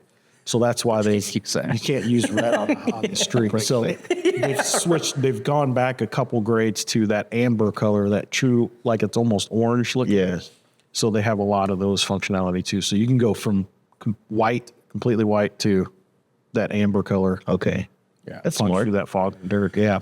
Yeah, and you've seen other manufacturers kind of jump onto that train as well. So, nothing against Baja Designs, whatever, but they then came out with a true amber lens color now that you can opt for. Yeah. How Versus the complicated yellow. is the whole DOT situation with everything?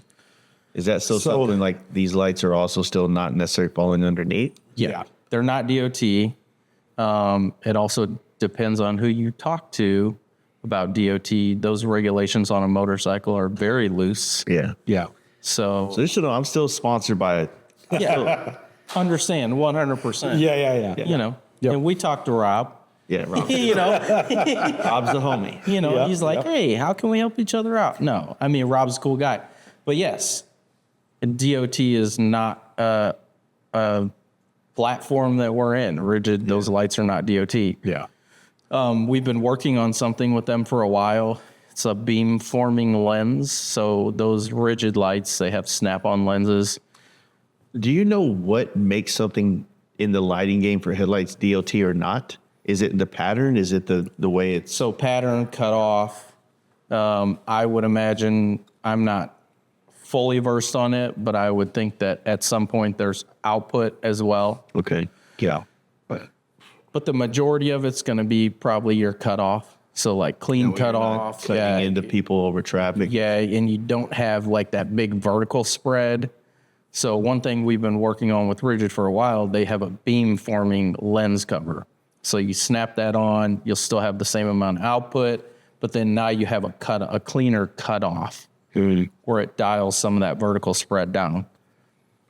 That's been in the works for a while, but I think they're getting close on it. I remember back in when I had my Road Glides, I used to run a different brand's lighting, and like I said, I'm not the review guy. I'm just not that person. Like I'm the guy that my leg starts to hurt and it hurts for like 6 months. I just adapt and overcome. Right? Yeah. That's me. 100%. But I did notice it when I would ride this bike and, we're on a Road Glide, fixed fairing. And then when I would take like a corner hard at night, it's like I'm dipping into the corner and then the beam, like when I'm trying to look ahead to the corner, there's no light. Yeah. Because the beam now goes down. You know what I'm saying? And Yeah. So that would be one benefit of an off-road light because you would still maintain that vertical spread, right? So you're still got up. So even when you're dipping down, you still have that visibility there. You would think that could be something that could be changed or altered at the legislative level to say why this is important. Yeah. Hey, look, there's not 100,000. There's 100,000. There's not like, if you look at a spread of cars going down the road, it's like there's going to be 50 cars before one bike goes by. Right. Yeah. Right. Yeah. So for them to be the one that has like some kind of like different thing going on so that it's more safe to be able to take corners at night, to have more visibility. It would be super cool. So you see some of a car and a truck don't do that. No, not Right? at all. and you see some of those car headlights these days are getting so bright to the point. I think maybe it's Audi or Mercedes or someone has this technology, or I've seen snippets of it to where the oncoming side, the lamp will dim Yeah, it's the Audi.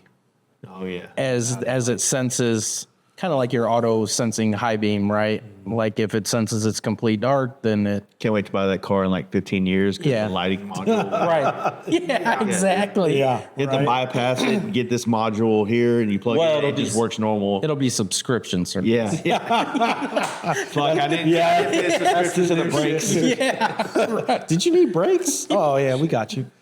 That'll be $5. I think one manufacturer's already doing that on seat heaters. BMW's doing that. Like so they're starting to build all these in. Don't take this as the fucking truth because this is all hearsay as well. But I think, Billing's not fast. yeah, most manufacturers, or I would think futuristically, it would make sense that they build one platform and then they start to this is a subscription. Yeah, 100%. Your car has everything in it that the top model does. It's just not turned on. So for $10 a month, you can get some heated seats. They will do that. BMW's already started doing that, haven't they? Yeah, but how long before that gets hacked and you get like a little stick for the fire stick or whatever? Yeah. Right. I get all the channels and the heated seat. Yeah. All the heated seats. Yep. That is actually a really, really good point, though, because it does. I mean, that's the number one model for sustainability for a corporation, to find a way to not to have the one piece of hardware, but ever changing software that you have to pay for a subscription for. Let's build one model. We have way less tooling costs, way less labor. And I can hire a computer programmer and pay him, $200,000 a year to control update all these things by subscription. I mean, it makes sense to me. I mean, think about it. Like, I have a fridge from 1952 in my garage. It works fucking fire. Yeah. I got a fucking fridge in my house. The ice maker went out like 2 years ago, and it's cheaper to buy a new fridge. Yeah. Fix the ice maker. You know what I mean? So it's like, obviously we're just preaching to the choir here, but like a lot of things aren't built like they used to be. Right? Oh yeah, no, 100. And things like motorcycles and cars, they are built better, but there's just more technology. That's the problem. Yeah. But it's like when you simplify like what it takes to make an FXR run with a carburetor, it's like it's less headache. Yeah. It's less problems. Carburetors are actually sick. But see, I want to do an M8 FXR Magneto carburetor. Oh yeah. Now you're being a man. Here we go. I think I bring that up like once every couple weeks, and he just looks at me and is like, "Get the fuck out of here with that shit." I'm like, man, that would be so cool to do some shit like that. The whole point of putting in a modern motor, the whole point of doing a resto mod is so you have all the modern amenities, right? Guess what? Where If shit all the don't people break that did M8 swaps would have just carbureted them, they would not have had problems. True. 6 wires runs that motor. Yeah. If they would find carburetors big enough to feed that thing. Yeah. I'm sure that, There. I'm pretty sure you can get a carburetor to, Hell, there's people making kits now. yeah. You know, I'm pretty, like, if I did an M8 FXR, I would 100% carburetor. There's nothing about fuel injection that I'm like, oh, I can't believe I don't have this anymore. And then even the Magneto, I mean, the Morse Mag, they were testing, you only need the 2 plugs to run that thing. You don't need all 4. The thing is, like, you get, like, on an FXR, yes, if you have a 114 with a fuel injection, just stock as fuck, it's going to rip, dude. Yeah. I mean, my World 3 and my chopper is like it's pretty good, right? But to me, the simplicity of like making these things run just off the bare minimum it needs, it opens the door for more reliability. You know what I'm saying? Nowadays, a lot of the newer systems are pulling like information off of like vacuum from something up in the intake, and like a crank position sensor to know what the firing order needs to be. Shit. Yeah. So that's like there's 2 sensors that you need to operate the entire motor, as opposed to, if you have a computer, then all of a sudden your twist grip sensor doesn't work right, and now nothing works, or I don't know. I just find it like a carbureted version of all this stuff is more simplistic and less of a hassle. You could fix it on the side of the road. Yes, 100%. Because you could 100% be on one of these bikes and be dead on the side of the road. That's like when you're driving down the highway and you see somebody with a 2022, Hyundai or something. They got the hood open and they're looking underneath it. Like, Dude, I had painted it. what are you doing? You're not going to fix that car. Yeah. Because I was like looking at my Jeep before this trip to come up here, and I was like, let me go open the hood and see what it looks like. What does it look like I could not find the power steering fluid. I don't even know if it has power steering fluid, to be honest with you. It's probably electronic power steering. Yeah. I didn't even know that existed. Straight up, dude. I don't fucking work on cars. I don't even want to know what's up. Shit. But you could fix your van if you broke down on the side of the road. My van's fuel engine. It's a TBI. It's the worst thing in the world. It's like, if it was a carburetor, it'd be easy, but it's like a TBI fucking, because when you have a carburetor, the fault is in less places. Right. The fault is either the carb don't work or your spark ain't working. Yeah. Yeah. You got Right? fuel, you got spark. Yep. That's it. It's so much easier to diagnose it and realize, okay, it's a bad spark plug, it's a bad coil, it's a bad carburetor, it's a clogged carburetor. It's not, Yeah. you know what I mean? Right. Yeah, that's just me personally. But like, I get it. Like, a lot of people are scared of FXRs because they're scared of having problems, right? Yeah. It's the easy problems. They're easy. And it's like, they're problems that like people should learn how to understand. Like, if you don't know the cross-referencing of like, okay, if my motorcycle does not start, which 1, 2, 3, 4, 5, check it somehow, you know, find out if it's working or not, and then go from there. Till you throw the charging system in there. That's, well, Those are all things that you learn, though. I feel like that's like a natural progression to like all things. Like if you start off on carbureted bikes and you move into fuel injection or a better bike, right? Like you're able to, because you're on a carbureted bike and you had issues or whatever, then you can kind of deduce like, okay, well, what's going on here? Same thing with like 3D printing, right? We started off on these freaking enders that everybody starts off on, and you're like leveling the bed and doing all this other stuff. And you had to look at your print and figure out like, okay, well, it looks a little weird here. And my layer line is showing up here, or, oh, this squish is wrong. So this is what's wrong with the 3D printer. So you know what to go and fix, right? Yeah. I feel like that goes across the board with like everything. oh yeah. So if you start off with like a carbureted bike, you know the issues, you're able to kind of figure that out on new. Yeah, until you got to pull your laptop out. Right. Remember your fucking password. Your face thing isn't working. So Right. Like, shit, I'm not wearing my glasses. Damn, I gained too much weight. It doesn't work. I got contacts on today. Shit.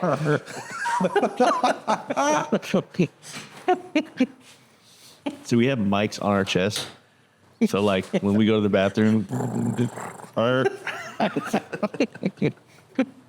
They're good at editing that stuff out, though. I'll fucking forget, dude. I will forget like a motherfucker. It will be.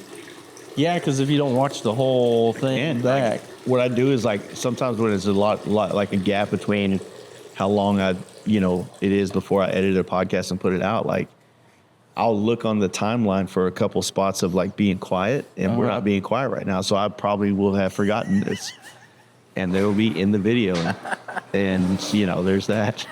yeah, there's But it's real, the yeah, and I like the idea. I think the carbureted FXR stuff is good. It's just good to have like options. yeah, And personally, I feel like you can customize more with a carburetor. You have less to hide. You have more options of what you can do with your tanks, things like that. Oh man, there would be nothing to that bike, and especially if you did the Morse mag.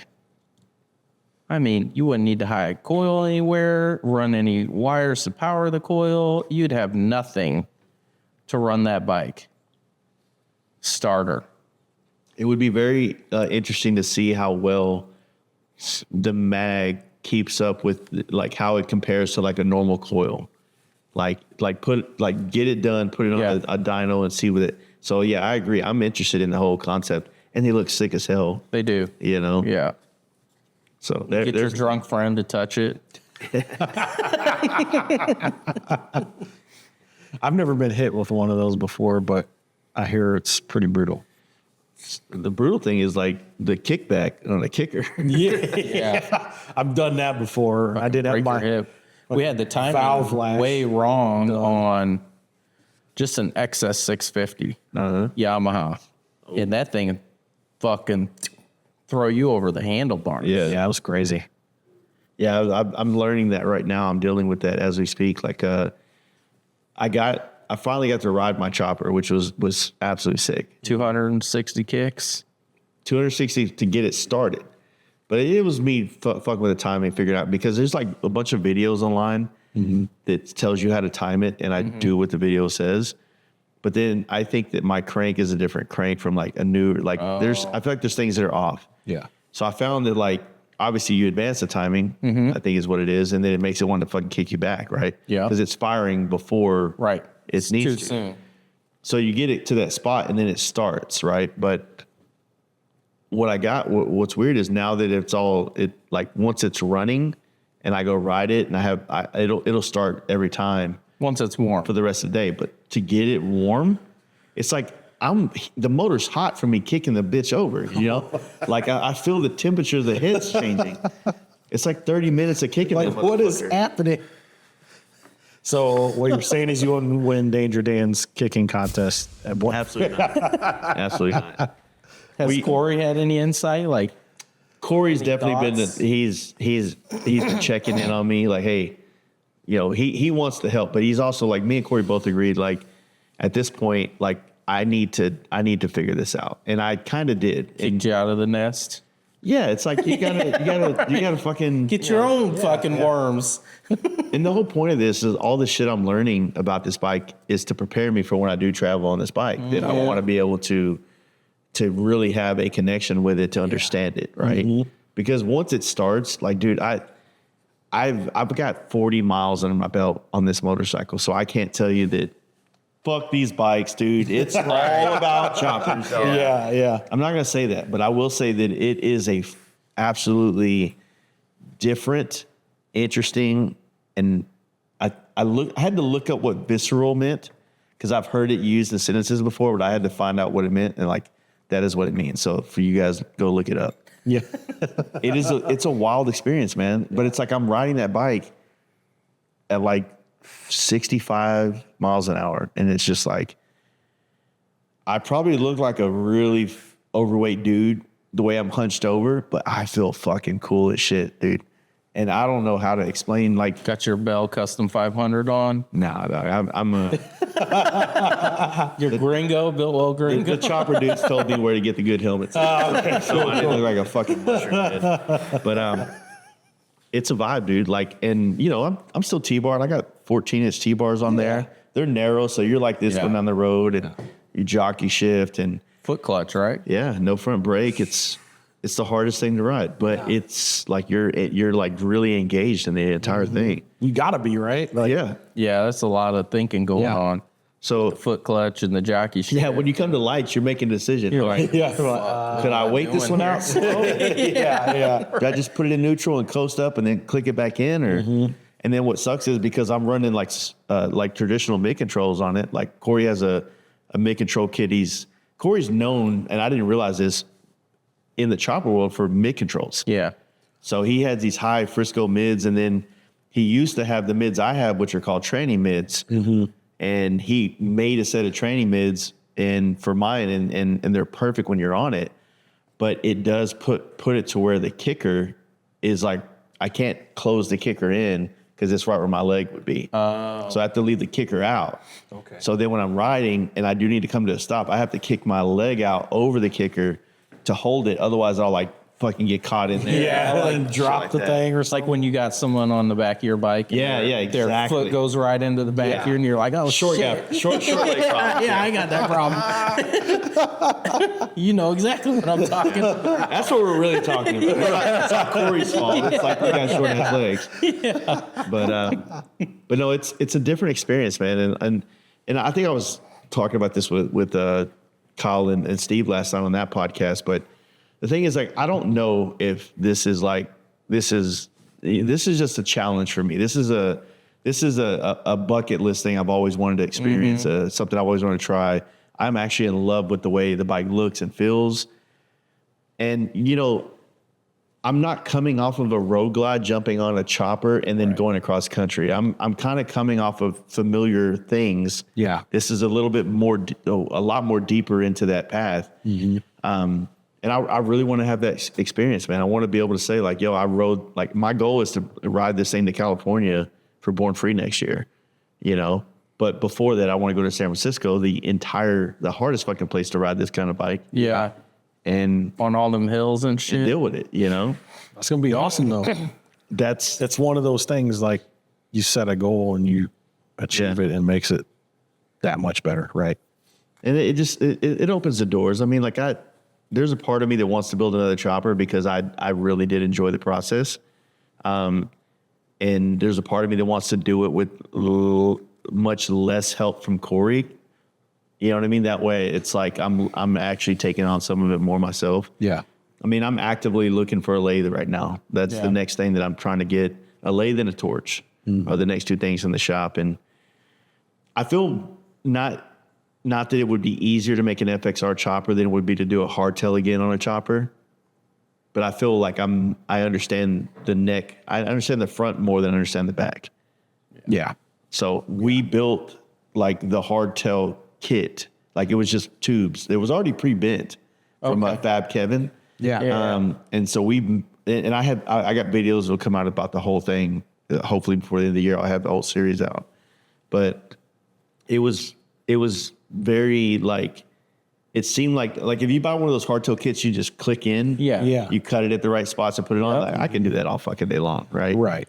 But the way we did it was I learned so much in this process. And the thing is that like, it's like, I guess you would also say on this is like you've done all the research, you've asked the questions to everybody, but then there's all these things, these nuanced things that you find out in the process. Yeah. There's a lot of nuance to those bikes. Yeah. Like building those things. And they're like, and shout out to Corey too, because when we were first going through this, there would be times where I'd come to a crossroad and be like, shit, I need to reach out to Corey and like ask questions before I go any further, before I mess something up.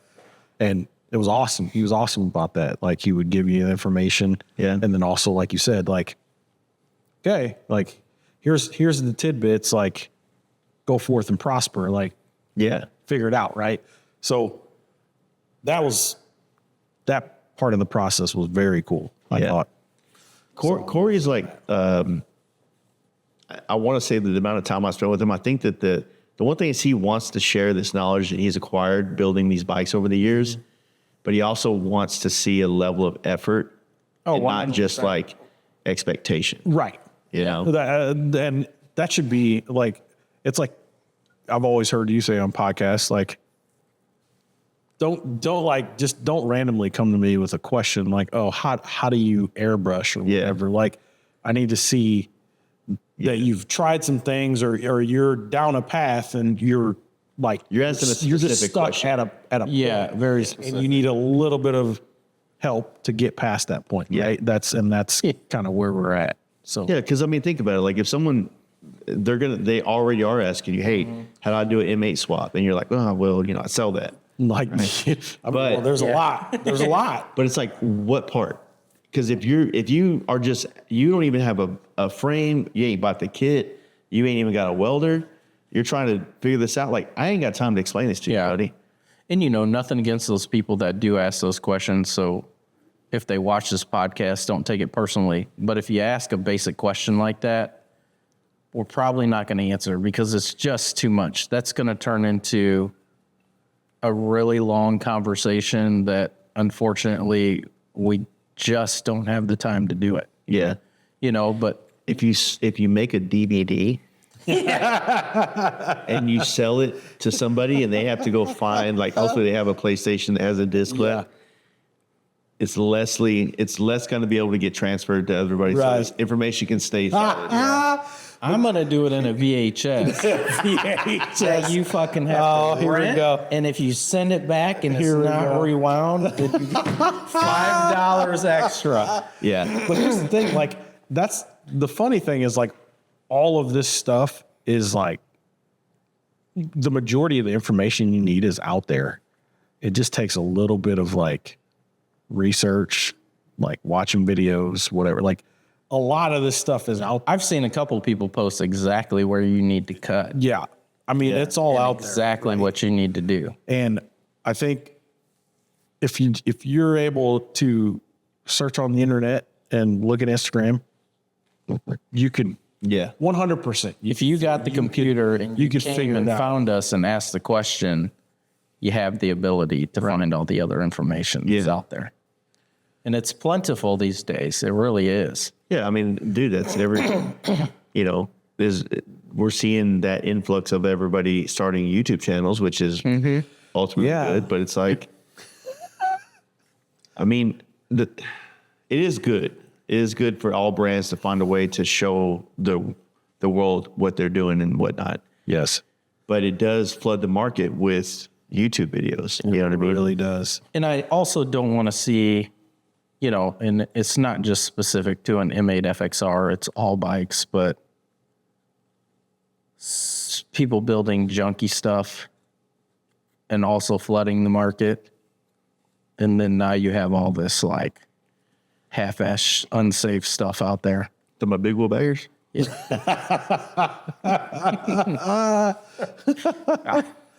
I don't know nothing about a big wheel bagger, but I can't get it to stop wobbling. I'm like, you got 15-inch subwoofers. Like, yeah, your magnets weigh about 40 extra pounds. Yeah, dude. Like, why don't you not do that? yeah. Yeah. Or the fact that like 90% of the big wheel baggers, the necks that were cut off of those things never were put on a frame jig ever. Yeah. You know, fuck, I did like 4 of them. I never put on a frame jig. You know, it's like it was designed. The whole world was designed that if you cut it this way and it slips on a certain way, Yeah. it's within a tolerance that Well, apparently Harley's tolerance is so Right. off or whatever. But it's just one of those things, you know. And there is, you know, I think Corey kind of alluded to this in the videos when we did the FXR chopper. That, to your point, to the point we were just making, I get asked every fucking day what we did on the bike. And I'm like, I sent him a link to the video. There's a I'm whole like, video look, up there. I could just answer this for you and get nothing, or you can at least give me a view Right. on the YouTube video, Yeah. which will accumulate to something. Yeah. It's like, you know, you do this stuff, and like you said, nobody wants to search for it. It's like, I almost am the opposite, where I search to nauseum to find out the information. 100%. And the last Yeah. option is to ask the question. Yeah. You know what I Yeah. mean? That's the absolute, like, I will try my damnedest not to ask anybody for it. Because first off, I don't want to bug anybody. Yeah. I don't want to be that guy. Like, so chances are we're researching and trying things before we even go down that path. Yeah. In all things, really. I mean, so Yeah, but it'll be good to see, like, to your point of like, it felt like in the big wheel world, it felt like it got to a point where everybody just wanted to have the wheel and the look, that it didn't matter what else was going on. It was just more of the visual aspect of it. Yeah. Than in the performance bagger world, or performance in general, like there's always going to be like shady looking bikes, like sketchy looking shit shows. Yeah. Right. I mean, a lot of the FXRs you're going to find that you're going to start your builds on look a little skate. yeah, They've gone Yeah. through generations of they'll be what the fuck? methed up. Yeah. So those things exist and whatnot, but like, Yeah, fuck, I don't know, man. It's a shit show. it is, but then you can make it not a shit show. You can bring it back from the dead. We can bring it back from the dead. Again, that's why one of the reasons why, as we knew we were going to do this again. That's one of the reasons we partnered with Tony. That's one of the reasons we're releasing something to make this a little bit easier for folks wanting to get into it, right? So that you can then focus that attention and time I and can't detail. wait to see his face with all the emails come in with questions. Hey, man. I'm gonna tell him to send him. so I got your kit. I'm gonna tell him to send it to Tony. I'm gonna tell him to send it to Ramjet, and it will be good. Does the oil tank or plate, can it go either way? Is there a top or a bottom? Yeah. You should have to put a little T on it. Yeah. For you shit. Right? Yeah. 2 little fingers at the bottom. Yeah. Flip them upward. Yeah. Does it fit that way? No. Yeah. Yeah. And again, what better person to partner with than Yeah, Ramjet. an FXR guru, right? Yeah. And you can put as many notes and descriptions as you want on your website listing, like, hey, yes, like for the front engine mounts, perfect example, right? It uses the forward foot control mount on the FXR. Big bold letters, requires fabrication. You still need to dish that out. And it's, we get people like, these don't bolt up. Well, did you dish the thing out? And then it's like crickets. You don't hear anything. Like, oh, I didn't. Or I thought. What this about just using bolted those for like like a twin cam style? Because that's a twin cam style motor mount still, right? Ish. yeah, but it won't. Ish. You'd still have to dish that out. I mean, yeah, dish it out, but like, Yeah. say if someone was doing a twin cam and they didn't want to utilize the factory, isolator. The front isolators. They wanted to kind of go to those outside pieces. I mean, there's potential for. Well, I think Chopper House, does he make those already? Yeah, but I don't know how they Chopper House. They still mount to that front plate though, right? The Chopper House ones, because No, it mounts to the outside. Oh, okay. So the Dyna is the same way. They use the Dyna stuff because you know how the Dyna front motor mount is like the same. Oh, you haven't had any Dynas yet, have you? Yeah. So the Dynas have a really bad motor mount situation. Yeah. So the rear and the front are the same mount essentially, and they isolate it in a strain or in a very shitty way. And if you run like a bagger style, with the isolators that come on the baggers on both sides, it gives it a little bit more structural rigidity in the front. So it's not doing this in the frame as much. Okay. You know what I mean? Yeah. So what I'm wondering is like if it fits an M8 and the M8 is, so the M8 doesn't have the shelf Right. that it sits on like a twin cam, but it is the rod that goes through it, which is what the shelf is on an M8 or on a twin cam. I know what they you're saying. get it. Yeah. But, Yeah. It's possible. Yeah. We'd have to do the research and to figure it out, but yeah, there's potential there for sure. Yeah, and then you could run a twin cam like that Yeah. yeah. because you still got that top mount. Yeah.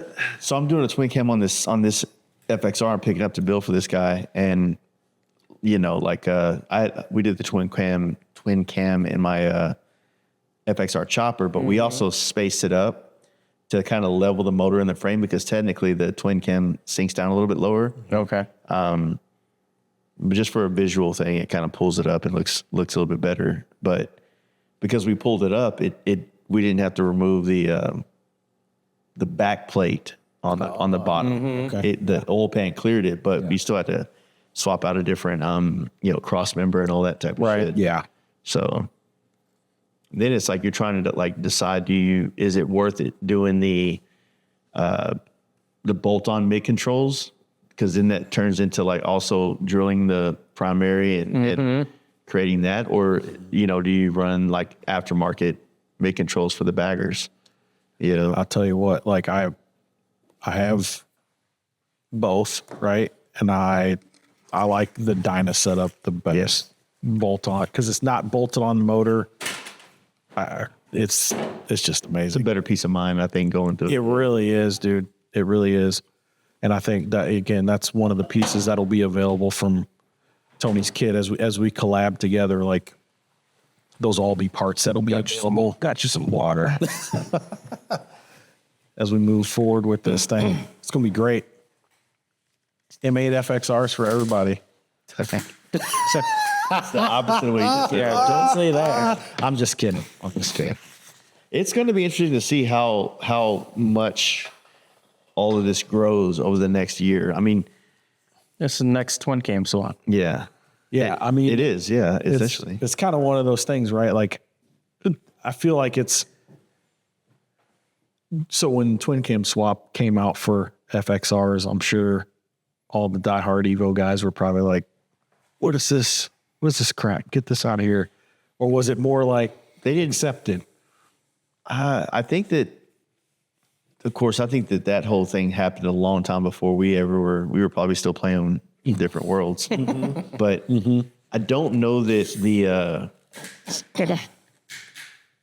I think people having opinions was only once social media came out. Yeah, And you got to think that Twin Cam came out well before social media. right. So it's like what these dudes were doing. I mean, I have a lot of Easy Riders from the 90s, and they were doing some pretty wild shit. They were chopping FXRs and making FXR choppers. Yeah, It's just that, who knows where that landed, and who that became, yeah. Like I literally opened up a magazine once and saw like my FXR chopper, Right. in it from a 96, Easy Rider. I'm like, Yeah. I did this. But Seen this shit before. I think that like you just have this. We could talk about this. Is probably controversial. All right. All right. Let me hold on. FXRs are motorcycles. They're not personalities. right? Yeah. It's a bike, Yep. and you can know a lot about this bike or not a lot about this bike, Right. but it's not like you're a biker, you're not an FXR. You know what I'm saying? Right. Right. Like it's just a machine that you know about that you love, and I get it. It's FXRs or fuck off, right? But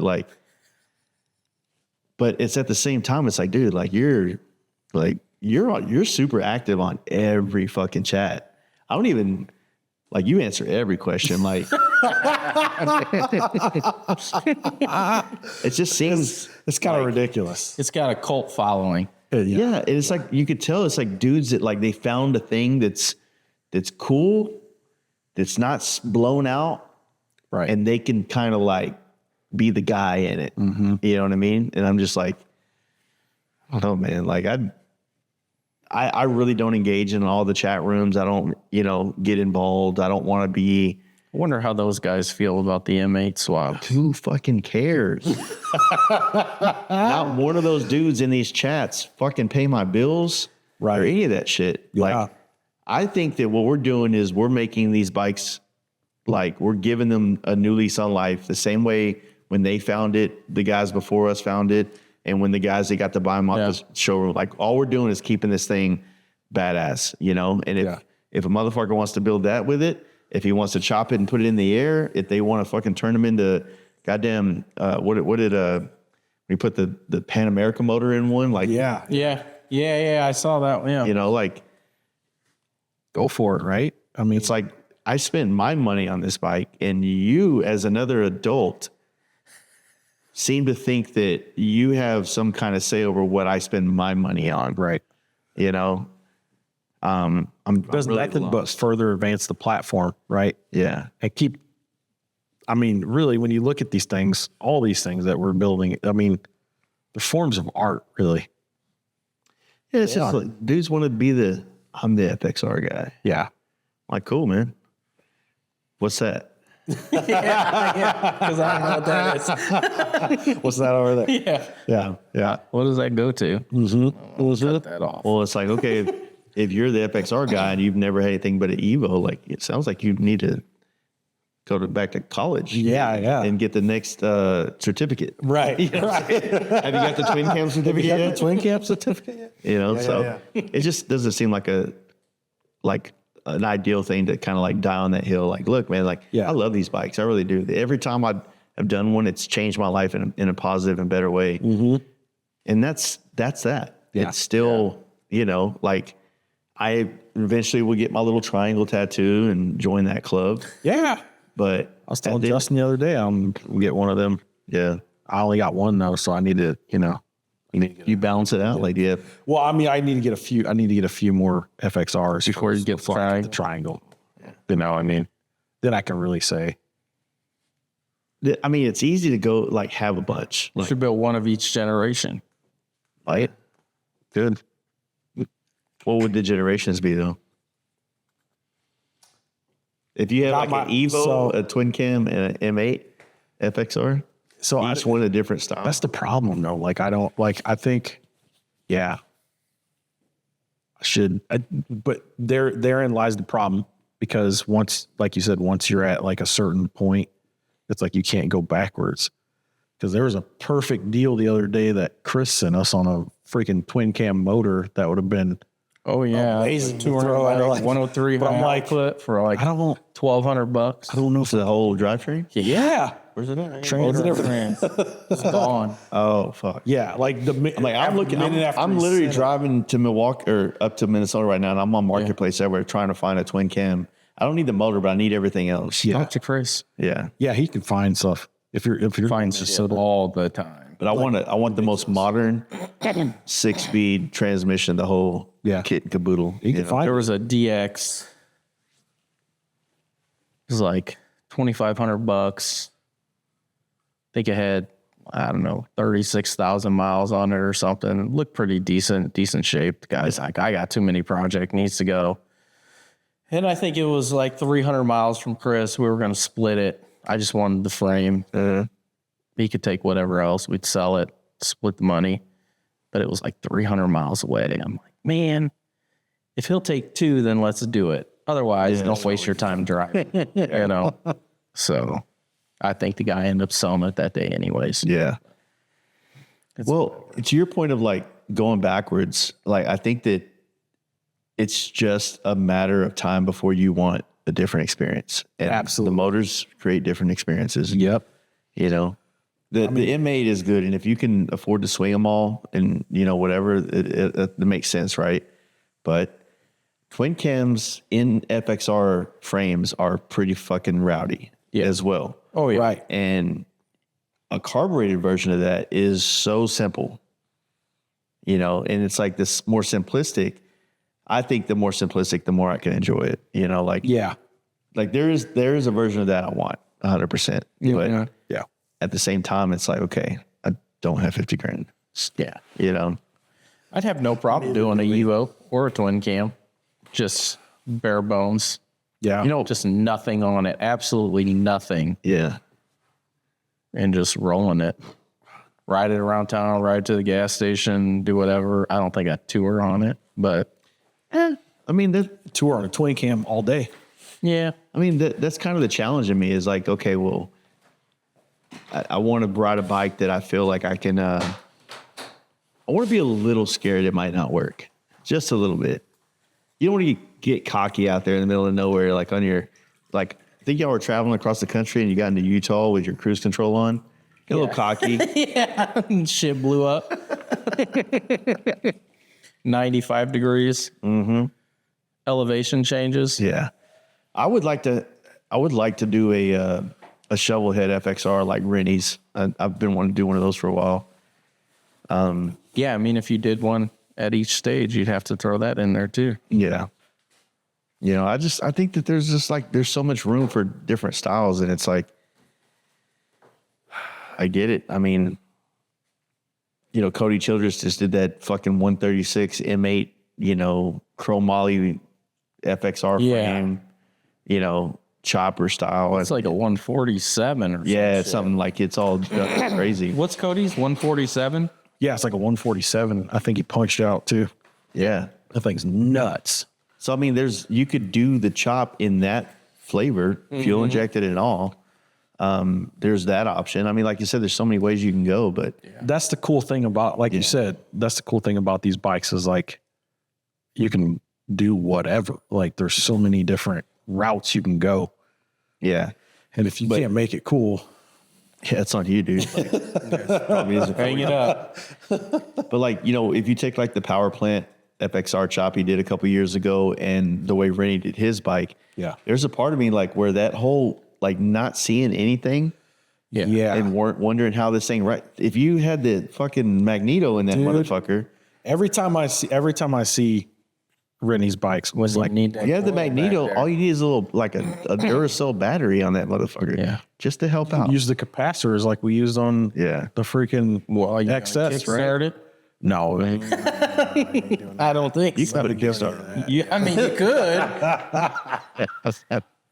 I'm not trying to kickstart a 124 or whatever. When it goes, It's got to be an M8. when it goes I think like just put an Evo in there. Oh wait, 124. Do you love your kneecap or do you not? Your whole Get hip. some compression releases that are push button. Yeah. I'm pretty good at kicking over bikes now. On top of the starter. I mean, dude. I mean, it still don't start. But Let me get on your back so we got extra weight so you can jump on this thing. yeah, that would be pretty gnarly to kick over a 124. Yeah, that's probably not the best move there. I can't even imagine. We're like talking like you don't have anything. It's like, oh yeah, there's a starter. You need to have a battery big enough to make the starter happen. Yeah, that's still a thing. But I mean, if you could guarantee it was going to start, then you probably just need something just big enough. Yeah. Get 2 or 3 cycles out of that, and then hopefully it just charges up while you're going down the road.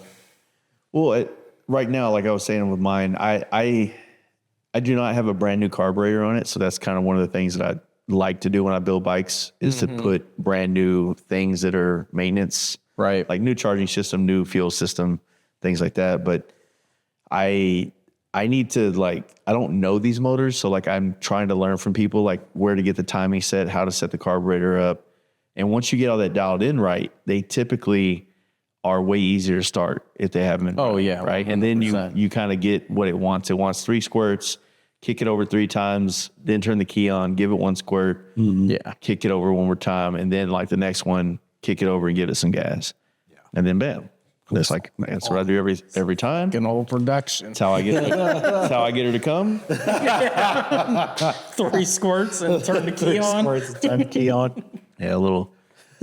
But I mean, like I said, I don't wish this mentality upon anybody from our world. But it's just, for me, it's just something it's a challenge, man. It's a challenge. Yeah. To do something like that, to build a bike in that world, and I will say this: in the whole time of building this shop with Corey, trying to keep traditional values and proportions and stance, and the things that I put on there and the way I made it work, it ended up becoming I guess what you would call the Fast Life touch onto it. Mm-hmm. And you think, oh, it's just some billet wheels and a more performance looking exhaust, right? But then you add it to it does have T-bars. It does look kind of bitchin' and whatnot. Right. I had a lot of people in the chopper world say that, oh, dude, that is you. Yeah. You know what I mean? I'm like, fuck, I was just hoping you would like it. You know Yeah, what I mean? yeah. It was really weird building that bike because it's something that I'm not familiar with. And I wanted to pay homage to all the friends I've made in the chopper world, to the bikes that they've built that I like, but also feel like I'm being true to myself, putting what we did to it. Right. So, and that's what it looks like. I mean, you can tell it's got your style. I mean, I appreciate it. I don't know really what that style is. I kind of want to do another one already. That's how it goes. Isn't that weird how that happens? I think you get addicted to that. Yeah. That high that's going on while you're creating. Yeah. Oh, yeah. 100%. As soon as we got back from the tour, it was like, what are we doing now? Yeah. What are we doing? You're so I'll go hang out with my family. I know, right? You're so exhausted and whatever from the, when you push this thing on the trailer, you're riding to the first stop or whatever. I think I fell asleep on the way down to Paul's, but then you get done with all this whole tour, you're riding the bike and it's holy shit, this is awesome.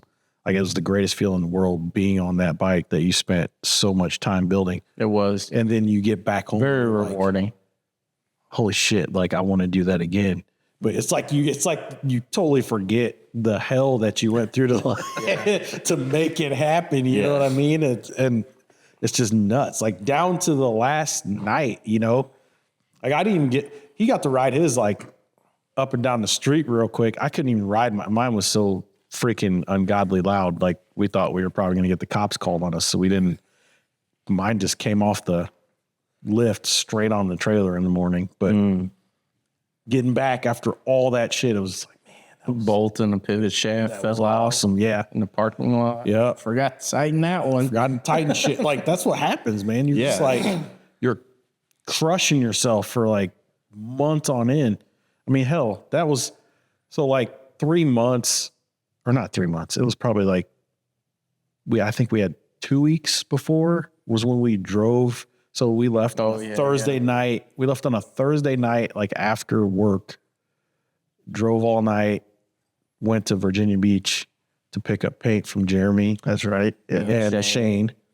And then straight through, just drove all the way up, picked up stuff, drove home immediately. And then we got back, I think we got back Saturday at 3 or 4 a.m., went to sleep. We're back at the shop at 12 a.m. Start putting these damn things. Yeah. You just forget all that shit instantly. It's I want to do that again. It's a stress though, right? It's a stress that when you hear people that are I'm trying to avoid all the stress of this. It's well, that stress is the purpose of that. That's the driver. And it's it's stressful because it's meaningful. Yeah.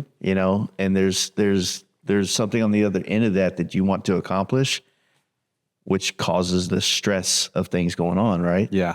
And if you planned it so far out in advance, or you were able to finish so quickly, then it wasn't a challenge for you. Possibly. I mean, I would say that like Dennis Punt and Corey are very good at that ability to be ahead of schedule. Yeah. Right. Yeah. Like, because Corey was done with his FXR for the tour relatively like before, I want to say before October, and he had time to shake it down. Yeah. Get it dialed. Yeah, Dennis And the did same thing with Dennis, right? Yeah. And I think that it's just it's just one of those things that like there's nothing wrong with like coming down to the wire. It's just like you don't know. I mean, think about it. Like when you're doing a bagger and you're bolting these parts on, like it's like, okay, well, you know, it's a time. Yeah. But you're making things go together that don't necessarily supposed to happen. Yeah. It's kind of the first time you're doing it on this platform, on this level with this much shit. So it's like, it's bound to be that way. Yeah. But if you do it again, like, look, I would have not have been in my boat of getting my chopper done for Born Free if the dude I ordered my wheels from in January that said it was going to be 4 weeks would have got me the wheels in 4 weeks. Yeah. I didn't get the wheels from him. I ordered them in January. I didn't get the wheels till September 15th. Right at that point in time, I had already had to go get other wheels. Just to mock that thing up and make it a roller. Yeah, because you know on the chopper you can't move forward without the exact wheels, which I didn't have another one exactly Right. to mock up with the tire to know where the fender goes and how to get all the finish the fabrication.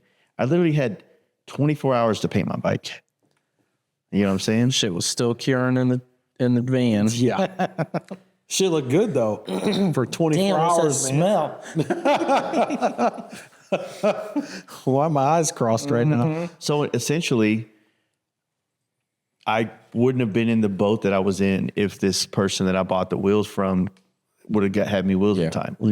You know, I mean, essentially, when I built my gold FXR, I would have been 3 days ahead of schedule if there's a plug for the Daytona Twin Tech ignition stuff, or the ignition stuff.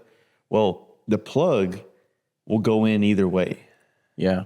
even though it's not supposed to. So whether it was my fault or the guy that was helping me, like, I'll take the blame. It was plugged in wrong, and we could not get the fucking To start. for days. I'm calling Daytona Twin Tech like, dude, your shit does not work. Yeah. Like what's happening? Right?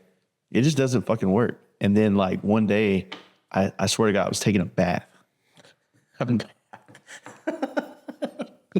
I'm stressed out. I'm laying in the tub. I got my legs on the fucking the back wall, just like up in the air, just so I can make sure the torso's in the water. Don't want to get cold.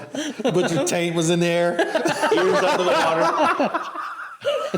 You got that little wood charcuterie board. You go across the fucking water glass. Your chopper marks. I got my beers. I ain't gotta worry about dropping the phone. It's gonna hit me. Oh shit! And it was like 11:30 at night. It was 11:30, and I was just laying in there. I was stressed out. I could not figure out how to do this or what to do. Yeah. And then I was like, it really did hit me. I wonder if if the plug is the problem. And I got dressed, went back to the shop, swapped the plug out. It started up. I would have had 4 days. I lost 4 days trying to troubleshoot that. Holy. You know, Their support never said like, no, I don't know. And it blew my mind because I didn't think to check it. I thought it only would go in one way. Yeah. But it could go in either way. And that's literally what the issue like was. an oval plug. Like that, Yeah. you know. And so did that, and it was done. And then of course, once I got it, I've always said this: like you get the bike riding, like you go ride it down the road, or you start it. That'll let you know a couple things you need to take. Yeah. Yeah, Right. Then you take care of those. You get it on the road, and the road will give you the rest of what you need to know about finishing this bike. Yeah. That's why the test ride, maybe 1,000 miles or 500 miles, I wish. is good to have. Yeah. Whether it is loose bolts or it is like, you know, for me on my FXR chop, what the problem that we had on the trip, which I've said a lot, was just the charging issue was not. It was literally just the routing of my plug for my rectifier.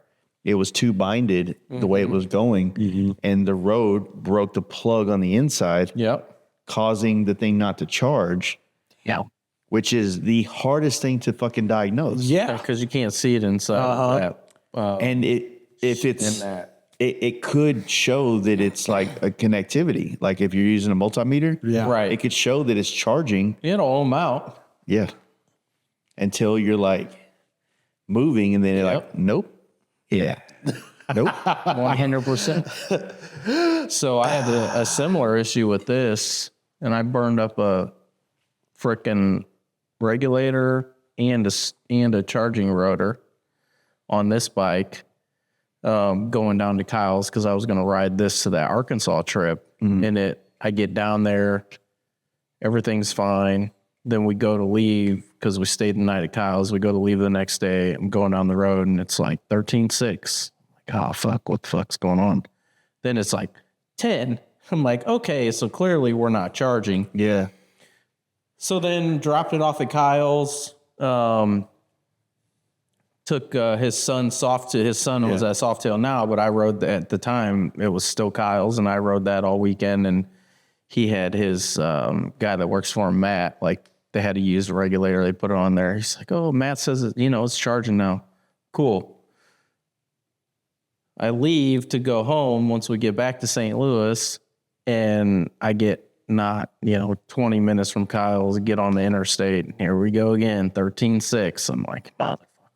So I'm just got this thing pegged 95 miles all the way home. Trying to get further? I just got to get home. Yeah, like I got to get home. But it kind of did it back and forth, it was like 13.6 and then dropped to like 12.5, and then it would go up. Get back here, start doing all the tests. I'm like, okay, well, definitely burned up the charging rotor. Okay, burned up this regulator too. Took all the shit off his bagger, then went, put it all in there. The parts bike. And then it's like, we know it's all working, and that's like 13.6. So then I'm like tracing every single thing. Finally, I put the meter on the DC lead, and it's showing like 0.7 ohm of resistance. Like, it's a bad fucking ground. I took the ground and I moved it from one bolt to the other. 14.3. Wow. All that Well, grounds are important. for a ground. Yeah. It's like But on the tour last year, didn't do that. It was perfect. Yeah. No charging issues. Everything ran fine. Yeah. And that was the first ride that I had it out from the winter. What was that trip? May. May. yeah, it was about me. So it was before Born Free California. Yeah. Yeah. Yeah. So it sat from October to May. It's like Justin Coleman always says, it's still an FXR, so you're going to have FXR problems no matter what, right? What a fucking Relentless. Got all that fixed, and then when we were on the tour this year, like somehow that ground came loose, even though it was under a star washer and a nylock. Yeah. So don't know how that happened, but tighten it, and then we were good. Yeah. So Well, those little things. Like when I had my problem on the tour, like going to Durango, and like I said, as you can tell, like those situations, like what to check, but this is such an anomaly. Yeah. It's like, it's hard to pinpoint, right? It's also high stress too, because you're like, yeah, Just trying to get there, right? yeah. So the other thing is like, once that was solved, like it was literally like I'd put 35,000 miles on that bike, and like literally nothing has gone wrong. It did. We did have where we put the kickstand originally on the like kind of on the backside of where your pegs are. yep, That part of the frame is very weak. Ooh. And so I learned that the hard way. So with my whole tour pack, or not tour pack, my sissy bar packed out, ready to go on this big trip around the country, put on the kickstand, it's like, Oh no. so it twisted the lower frame because of where we welded it onto the frame. So I'm going to California with like, I have a 2x4 hanging out in the bag in my sissy bar bag. So every time I get off, I got to throw the 2x4 underneath it so it'll have a little bit like a kickstand More block. straight. Yeah. And then I get to a point where like, okay, I'm gonna stop and buy a pack of hockey pucks when I get to California so that it looks better. Right. You know? Tape like 3 of them together and have a nice little Like, puck. good. Yeah. And that got me through Born Free. And yeah, I just had to throw it out. But in the meantime, my wife was coming to LA and I had another, the block, not the kickstand, but the thing you weld on the tab, frame yeah. from Frank. So now I have the piece to fix it. And then it was like everybody I knew in LA who fabricated or built stuff was at the X Games in Ventura. So there was literally nobody in town that I personally knew. this on. Right. Yeah, to use a welder or to have them do it themselves. That's why I ended up going to TBJ spot. Okay. That's where he was like all under it, like welding off. Yeah. I don't even know how he does that kind of shit, man. That's Nah, crazy. he really didn't do a great job, to be honest with you. I mean, still to this day, I don't like the weld. I love that dude. Was your frame painted though? Yeah, it's all fucked up. So at least you could repaint it. Well, I mean, that was the intention. And then like earlier this year, I planned on taking it back apart and fixing it all. And then I just got busy with other stuff. Yeah. And then when I went on the trip, the only bike trip I did this year, again, my kickstand failed, but not the block, not the piece that comes off the frame, but the aluminum gave. That's and what it mine did. split open. Yeah. And I think that a lot of that was just due to the stress that it had the first go around and then over time. Mine had seemed fine all last year, but then we had our bikes transported out to Born Free. And those dudes, I like, think they put the kickstand out and tightened it down. Oh yeah. they transported the bikes on the kickstands. Kyron's was supremely effed up. And then mine looked like it had a little bit of bend in it, but it didn't bend the tab. It like widened that mouth. Yeah. And then when we were on the tour this year, the first day we're going to get gas and I go to set it down and it like jammed the check ball up inside of the kickstand. So then it rolled forward Yeah. and I caught it.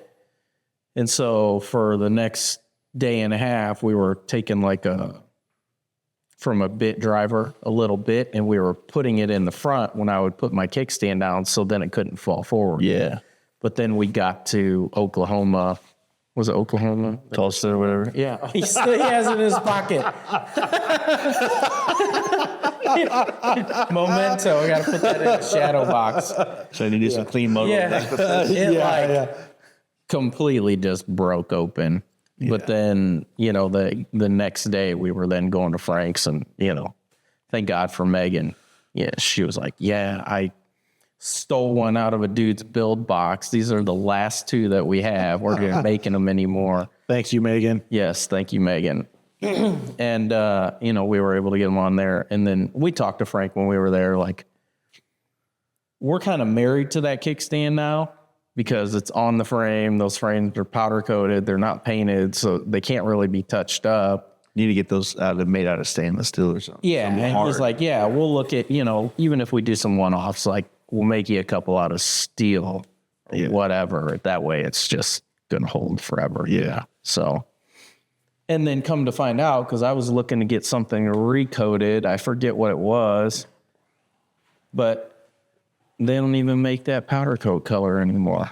For real. Yeah. Well, you can. They can, I mean, Your strut covers, I think. yeah, I can give them the color and it could probably, I'm sure they still have it in their catalog. Yeah. They just don't sell it. I'm kind of torn right now because I have every intention of taking my gold chop FXR apart 100% because I need to repaint the lower, fix that part of the frame. I didn't do a lot to it. I just want to get it back dialed in. But there's a part of me that's like, do I make it 100% what it was? Or do I find a way to do I take this to the next level and do all the things to it maybe I wanted to do before? Yeah. And so I'm kind of torn between that. I do know that I want to build the motor. I want to go through, have the crank balance, do cams. Like I want it to be a fucking rowdy motor. Yeah. Because I never wanted that because I knew I was going to travel on it. And now that I'm not going to travel on it, I want it to like be, I wanted you to hear it. Yeah. So that's going to be one of your legacy bikes. Yeah. I'm never getting rid of not the bike. good, yeah. But I wonder if like, okay, do I keep, like I'll probably stick with the Gold for sure. I don't want to change it up all the way, but the wheels are from my first FXR, the gold one from a long time ago. So the anodizing is bad. I kind of want to pull the wheels apart and like recoat them in something. So I wonder, do I just go black or do I maybe, I mean, that's what I'm wondering if I find a way to jazz it up to another level. Yeah. But then do I keep it in the way that it is to be remembered that way? So I'm kind of torn with all that right now. Deep charcoal. Deep charcoal. Not a black fan. I'm not either. Unless it's like a matte, but like anything over a satin finish. Yeah, I did. So on the recent FXR, the brown one, it's gloss black on the frame, and then but all the cases are matte black, like a satin black. Yeah. And so I contrasted it by doing satin and gloss with the tubes and everything. Yeah. You have to offset it. Yeah, offset it. Yeah. Yep. Yeah, I'm with you on that. I'm kind of over black too. I really want to do some chrome stuff, which it's just hard to find good chrome. You know what I mean? Consistent, good. Polished aluminum, and then Cerakote. clear Cerakote Cerakote. for aluminum. For real. Yeah. You don't have to scuff it or anything. Yeah. Polish it up and it's perfect. Especially if you got a really good polisher. Shout out to Sure Shine Polishing, Decatur, Illinois. Say that fast. Do it again. 3 more. I can't even say that. Sure. I feel like those The Aurora Borealis is going crazy right now, apparently. Like, Yeah, out by my house. My wife just sent me this photo. Oh, you can see it? Fuck. We had that. There was that. Like, huge you can also see it a lot better when you take a picture of it on an iPhone. Not an Android. No, definitely not. Well, there's a huge solar flare that happened like a day or so ago. Solar flare. Yeah. Is that Coors Light? Yeah. Solar flare. Water. oh, shit. All this water we've been drinking. Yeah, a huge one like apparently came off the old sun there, and I think that's what we're seeing is all the solar flare-ites. Oh, shit. Is that like the 3i Atlas or whatever the fucking aliens they were talking about flying around the moon or whatever? The aliens. The Atlians, ATLians. Outcast get in rock and roll hole. For real, bro. Dude, that was awesome. They said the most profound shit ever on their speech. Yeah. Andre 3000. Stuff starts in like little rooms. True. It's true. Yeah. It's a true story, It man. really is. And man, I'll tell you what, there's times once a year I'll go through a phase and I got to listen to the album, the speaker box and Love Below. Yeah. One of the fucking best, both albums, just let them both play through. Yep. So fucking sick. You know what I mean? A lot of Kleen Moto started drinking around an island in the kitchen Yeah. Yeah. or in a garage with like 3 incandescent light bulbs. Oh my God. That garage. So the last garage we did the podcast in. Yeah, his old garage. 2 fucking incandescent bulbs in it when we first started doing. Built his sporty chop. Fucking lead sled hardtail. Couldn't even see anything in there. And then in the wintertime, we had this propane salamander furnace. You get in there, your eyes be watering because it's like Sitting there dying. I'm in there fucking smoking cigarettes and all kinds. I'm getting secondhand inhalation, secondhand smoke the whole time. Yeah, dude. It's I mean, I think that a lot of people that have been doing this, if you've been doing this a long time, you probably started. If you've just been doing this in general, there's probably a start that you might still be in that spot. You know what I'm saying? Yeah. Yeah. I mean, I definitely have stories of like some of the shit that I had to do to get my fucking foot, like the places I painted. Yeah. You know what I mean? Yeah. Mm-hmm. You know how most shops are like it's a big warehouse and there's like that 10 by 10 office that you walk into. Yeah. Yeah. That was my first paint booth was one of those offices Man. in a big like bike shop. And they're like, well, we could turn this office into your spray room, and I'm like doing sport bikes. So imagine taking like the fairings as part of your, I'm like, You're spraying it on your face. yeah. Got a box fan in the window with the fucking furnace filter taped over it. Oh shit, dude. I did it all, man. That's brutal. You know, But that's again, that's the shit where you start at one place and it just makes you Hey, but that makes you appreciate. way more appreciative when you get like, yeah. Well, also, I mean, it's like when you want to tell people, like, you know, it's a form of paying dues, though. Yeah. Like you didn't complain. It's like the guy that asked you how to do the M8 and he doesn't do anything first, right? The first step is to start to take steps, and then you get to a point where you need to ask somebody. Right. And the same thing when I first started painting, I did whatever the fuck I figured out how to do. I MacGyvered that shit. And then I got to a point where people did help me out. People did give me the sauce and tell me how to, you know, better what I was doing. And you know what I mean? Because they saw that I was putting People needed to see that you were putting in the effort. Yeah. I mean, 100%. everybody, like, if everybody takes a step back and realizes that's what they want, the problem is everybody has some kind of expectation, you know? Yeah. And when they reach out to you, they expect you to give them what they want because they asked, and they're not used to being in a world where someone says no. I mean, it's When they're like a customer. yeah. Right. Yes. It's that whole mentality, right? Like what bags, what fairing, right? That's all it is. That's all it is, just on an extended scale. That's it. It'll forever be the analogy for this bullshit. Seriously. What fairing is that, right? Yeah. Wow. Yeah. There. Yeah. Well, it's like I mean, it's how high did you go up, or what's the dimensions, and Right. And I mean, to me, I got to a point where like I said earlier, I was just like, here's the YouTube link, but if you don't want to watch it, which I know you won't, it's 4.5 inches up. Yeah. That's what she said. That's an accurate place to put that. Maybe too personal. It's the motion in the ocean, not the pushing in the cushion. It's just in the pre-sale. That's all it is. Yeah. I mean, That's right. gotta make sure you. Hey, I sold this to you. You took it. You got no up front. You stuck now. Hey, Yeah. I got what I it's wanted. used, no returns. With everything going on, your newfound love for the FXRs, not newfound love, but Yeah. Finally getting into these things. Yeah. I mean, you're definitely sophomores now. You know, I hope so, man. I hope so. I don't know if there's a technical threshold, but like if you were just gonna put some high school terms on it, sophomore year, you know, already at varsity, college prospects, Letter my freshman year. Yeah. So like, what does 26 look like for the brand year? 26 for the brand, dude. Like, our hope is to grow more into the hard parts game.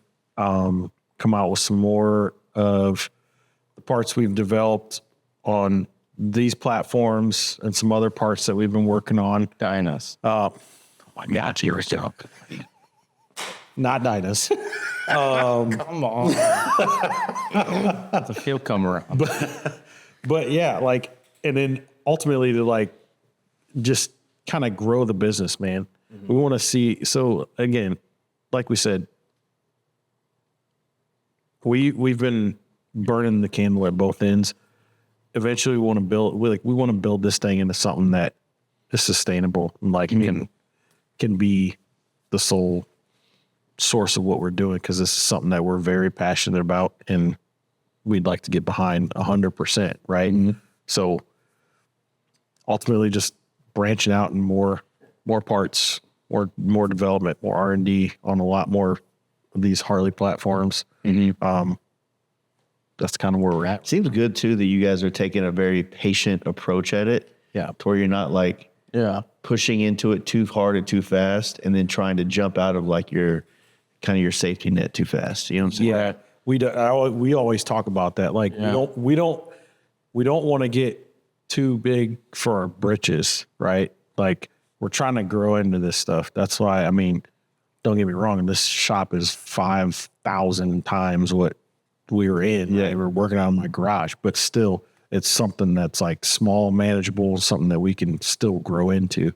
So, I mean, that's kind of how we're taking everything, right? We're taking everything slow, partnering with the right folks, you know, as we're trying to branch out and build any of these things, like learning from the right folks, you know. Yeah. Again, it's been a godsend to have like Tony from Ramjet, like we've been working with FXR division on things. Like it's been a godsend to be working with so many different people from the industry and like kind of learning from them. And I feel like the collaborations are key. yeah. We didn't come out of the gate and just, at least I don't feel like we did, and just blow up all of a sudden.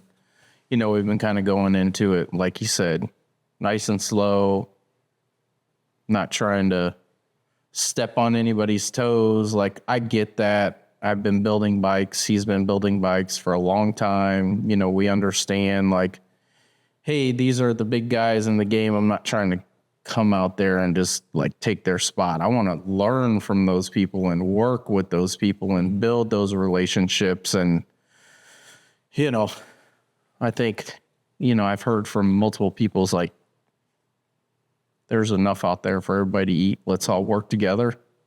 Like, let's not try and come in and be the top dog and do our thing. And you get more out of collaboration than you do just being on an island by yourself. If you think about it like this, not everybody, like if you can be a brand that inspires people to want to get on motorcycles, but then as they get into it, they find other brands that they kind of maybe more align with what their own persona, style, whatever. Right. That's the whole point. And vice versa. Those brands are doing it. They might come over here to you guys. And if everybody looks at that, that's called the rising tide floats all ships. Yep. Yeah. Right. Yeah. And if we're all out there making the industry a better place and a more collaborative place to kind of capitalize on your terms there, then it just helps everything grow. And like, you never know where your next opportunity is going to come from. Yeah. Right now, and everybody that's in this motorcycle game, there's somebody that they don't know exists that has just been watching what they do, and they're waiting for the right time for them to be able to go get the thing that's going to change their life. Yep. Right? Yeah. The opportunity, the bike build, or the phone call to be a part of something, the thing that comes along that you can kind of collaborate into. Like it's just, you have to be hungry. And I think that to capitalize on what you were saying, it's like, you guys built beautiful bikes that are undeniable, right? And you didn't come in here and say like, well, here's the deal, guy, I piss excellence and, you know. Nobody can hang with my stuff. Yeah. So like you came in humble. Yeah. Right? Yeah.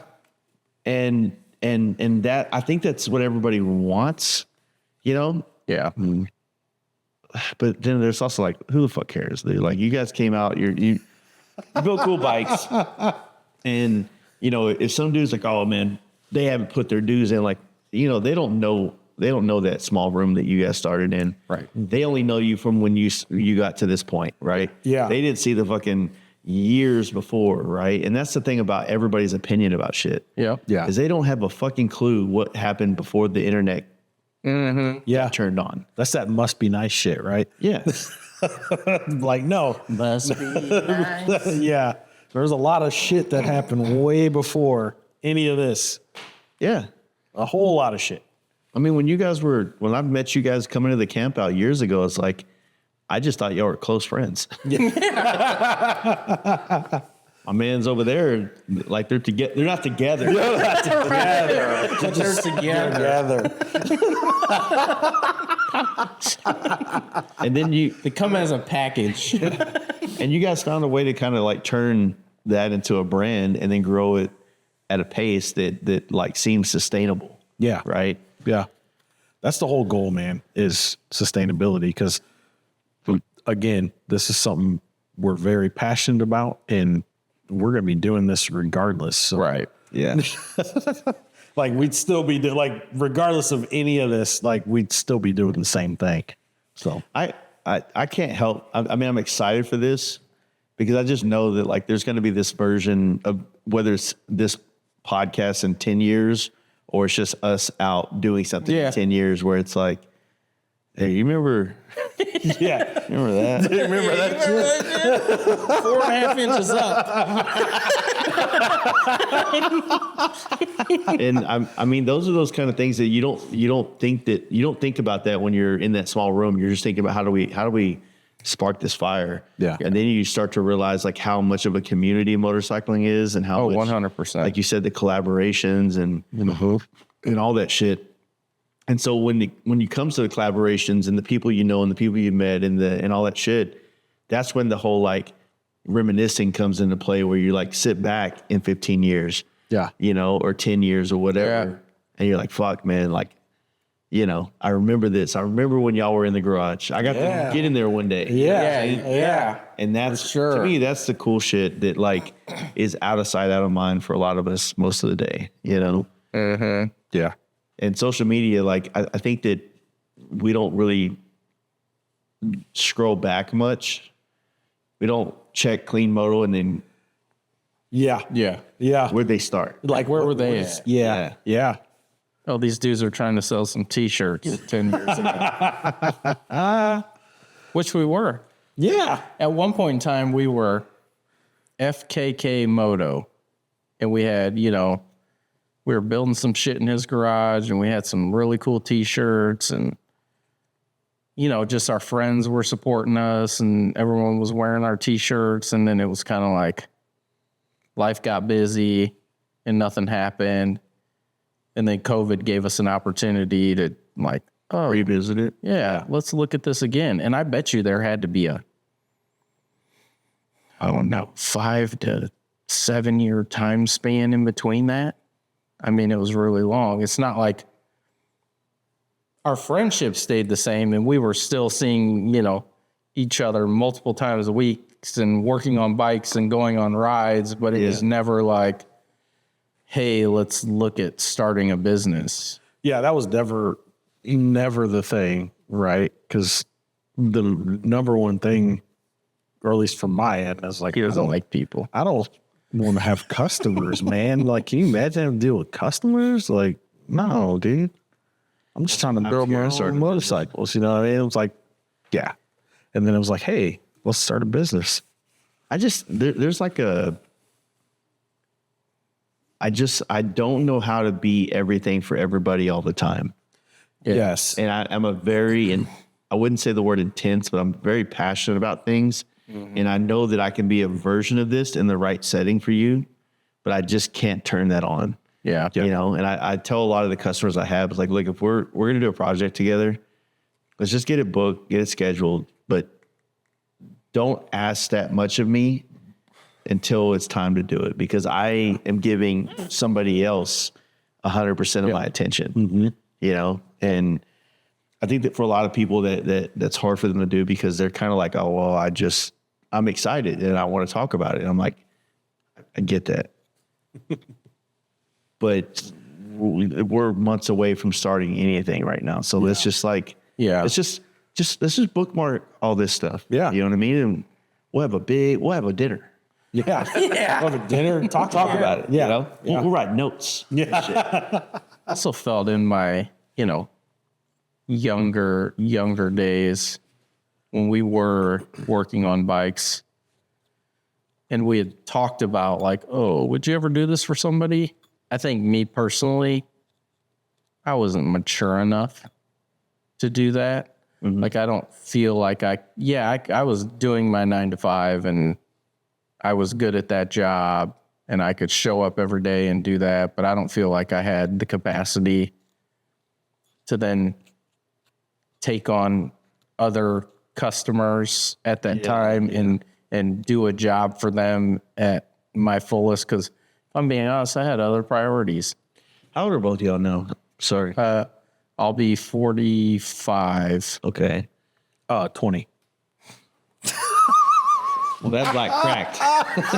Yeah, for sure. No, I got a little more wisdom. He'll be 50. No, If you can't tell. no. I think I'm 44. Okay. Yeah. I'm 43. I just turned 43. I think I'm 44. I think mentally, I'm in a way better place to be a lot of things that I could have never been when I first started building bikes for people. Yeah. Right. And so maybe that's kind of why I'm opening the can of worms again, like thinking I can manage this space and, set boundaries, Yep. Yeah. which is like, in the world of like chat rooms where people are complaining about their experiences with brands, it's always one-sided, and it's always kind of like a series of, there is probably truth. There's a chance that it's like 50-50, right? There's some truth to it. Right. Sure. There's sometimes where customers are, in my experience, I haven't had one negative customer since like 2017. And then 2017, I knew this was going to blow up. Oh, Yeah. you know it right off the bat. You can already tell. I knew I was not going to be able to please this guy. Yeah.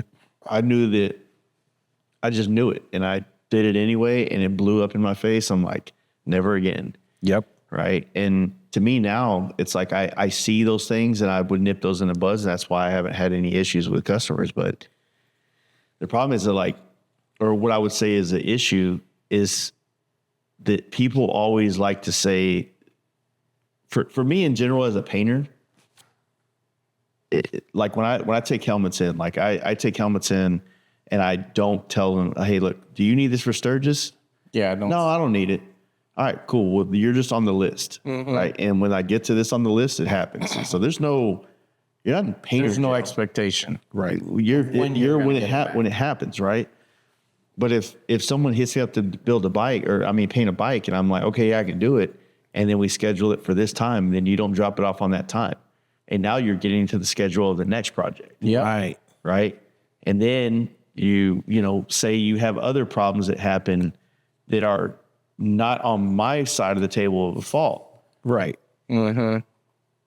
It's now not my fault again that this is taking longer to do this job, right? Right. But out the way that they project it out into the world is like, yeah, my bike's been at a paint shop for fucking 6 months now. Yeah. Oh yeah. It's 100%. like, come on. I'm like, all right, dude. Like, Like, it sucks, man, because it gives us a bad name because it's easy to point a finger. Yeah. Because nobody wants to go out there and say, you know what? I made bad financial decisions and I had to put this project on hold. yeah.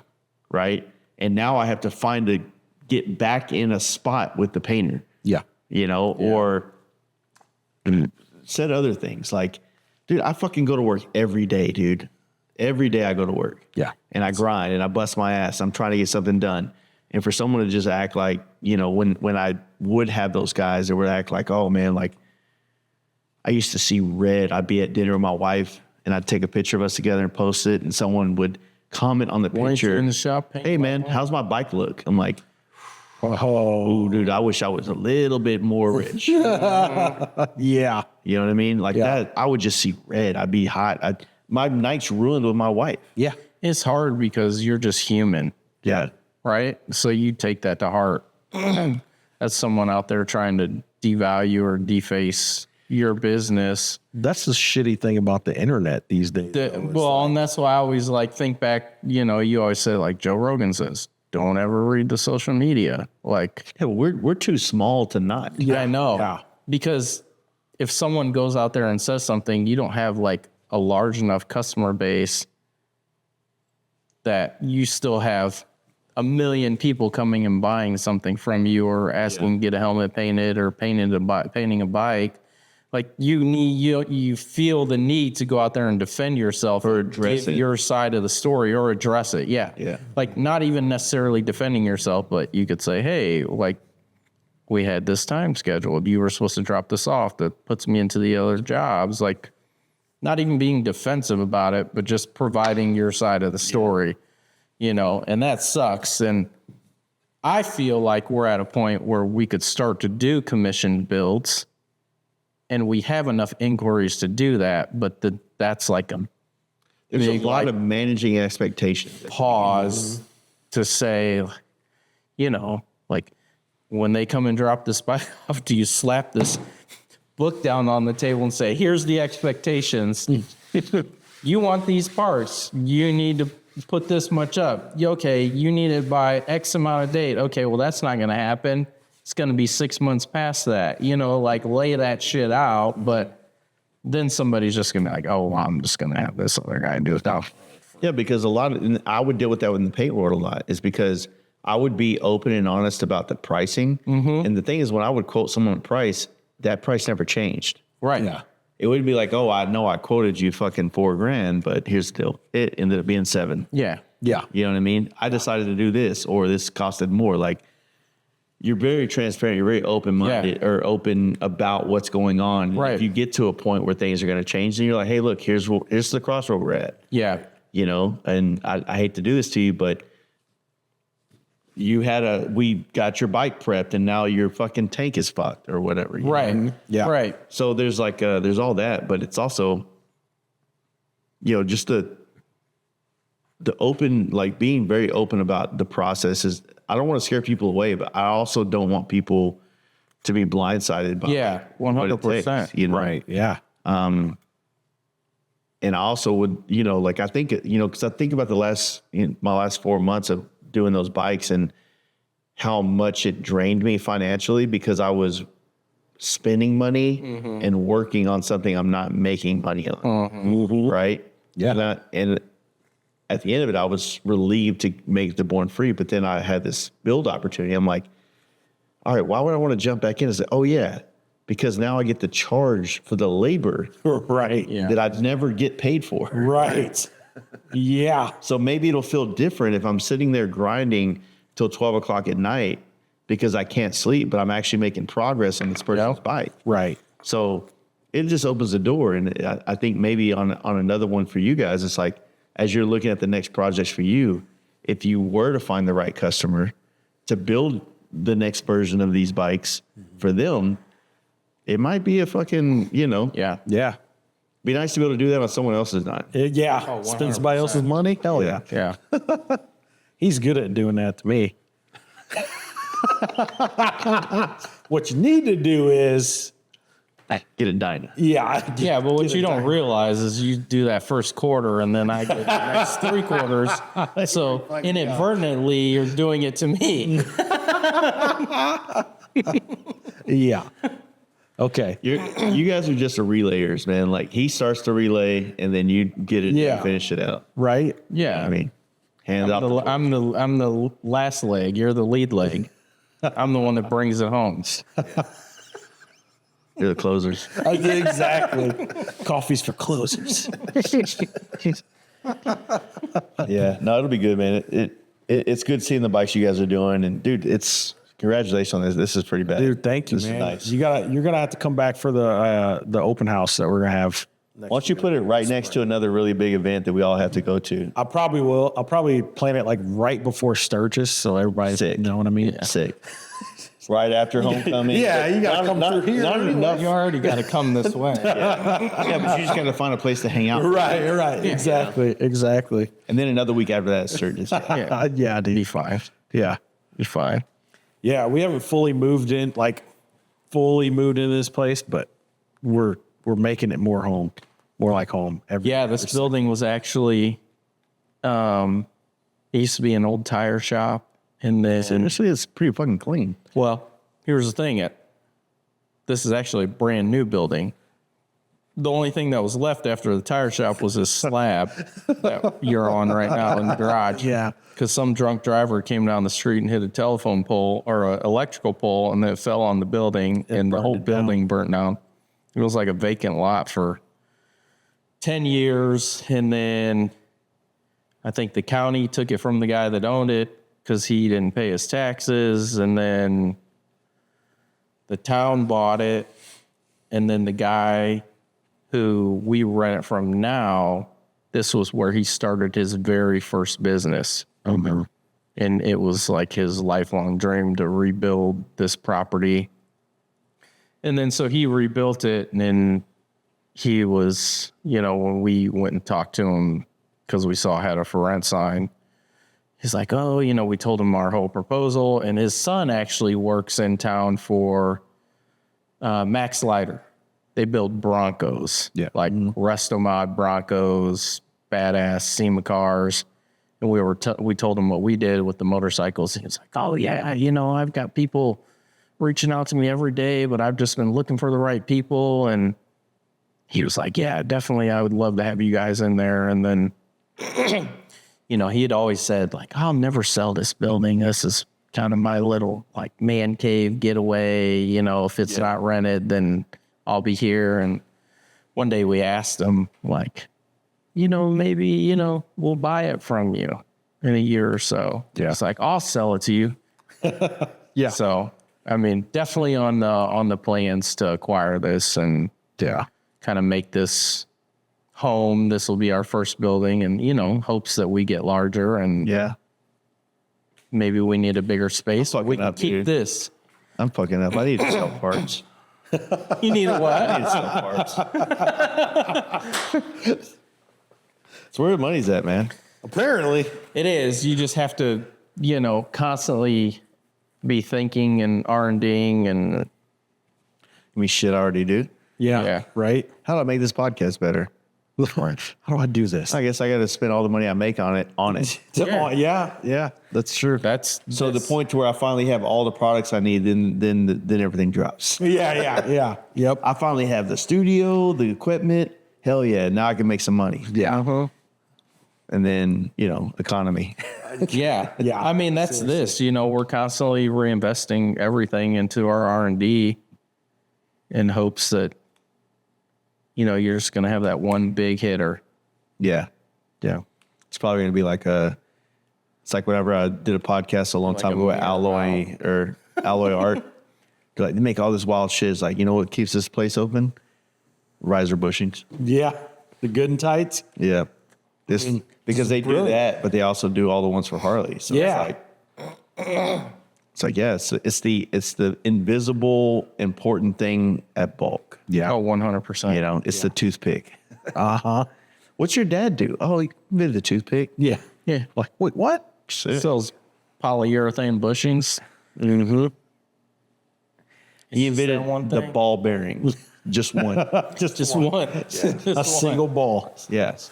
We found out if you put a lot of them inside this round disc, And you lube them up. yeah, it works really good for Put rolling them in a things string. around. They can pop in. Too. Yeah. They're pleasurable. All right, guys. This has been fun. Hell yeah, man. I think we've done a good job of keeping it respectable. Yeah. Yeah. I mean, know. There's only a few cans on the ground over here. I'm 6er in. Yeah. I'm 6 in. It's watered. It's fine. It's fine. You know. Yeah. The only time I drink Coors Light on podcasts is with you and Tony from Ramjet. By the way. Yes. My man. Yeah. There you go. I will keep that tradition. That's going. my dude, man. I can't wait till April, Tony. We're going to drink all kinds of Coors Light. Yes, we don't. He did text me. He was like, how's it going? Did it go well? I'm like, we're still going. Yeah. When I went out there and did a podcast with him when I rode out earlier this year, it was I hadn't done a podcast with him since before COVID, and he had just acquired. It was like one of your first ones you did with him, right? I've only done 2 podcasts. I did one this year, and then I did one back in 2019 when we first met. Yeah. But he had just kind of acquired the whole thing from his pops. Yeah. And dude, I mean, Ramjet's one of the coolest spots there is. Oh, yeah. Yeah. You know, it's like the 7th wonder of the motorcycle world. You know what I'm saying? Like, you got to check the place out. Candy store. 100%. And we had a good time in it. I put him on the FXR chop. He rode that around. He got to get the vibe, and it was just good to be back, man. He's got a lot of good people around him. So, For sure. you know, well, you guys are killing it, man. I'm proud of you guys. Thanks, man. Inspired, jealous, So much. same shit. Thank you so much. All man. good feelings. It means a lot, dude. Seriously. Yeah, dude. Like, you guys are really, you're doing it. You really are building this stuff at the right pace. Yeah. You know, to grow it in a way that seems realistic and sustainable. Yep. You know, And I'll like- tell you, it's very realistic. We have all the struggles that a small business does, and we just persevere. yeah. We're in it for the long haul. So You heard it. you heard it. Shit ain't easy. You heard me. All right, guys.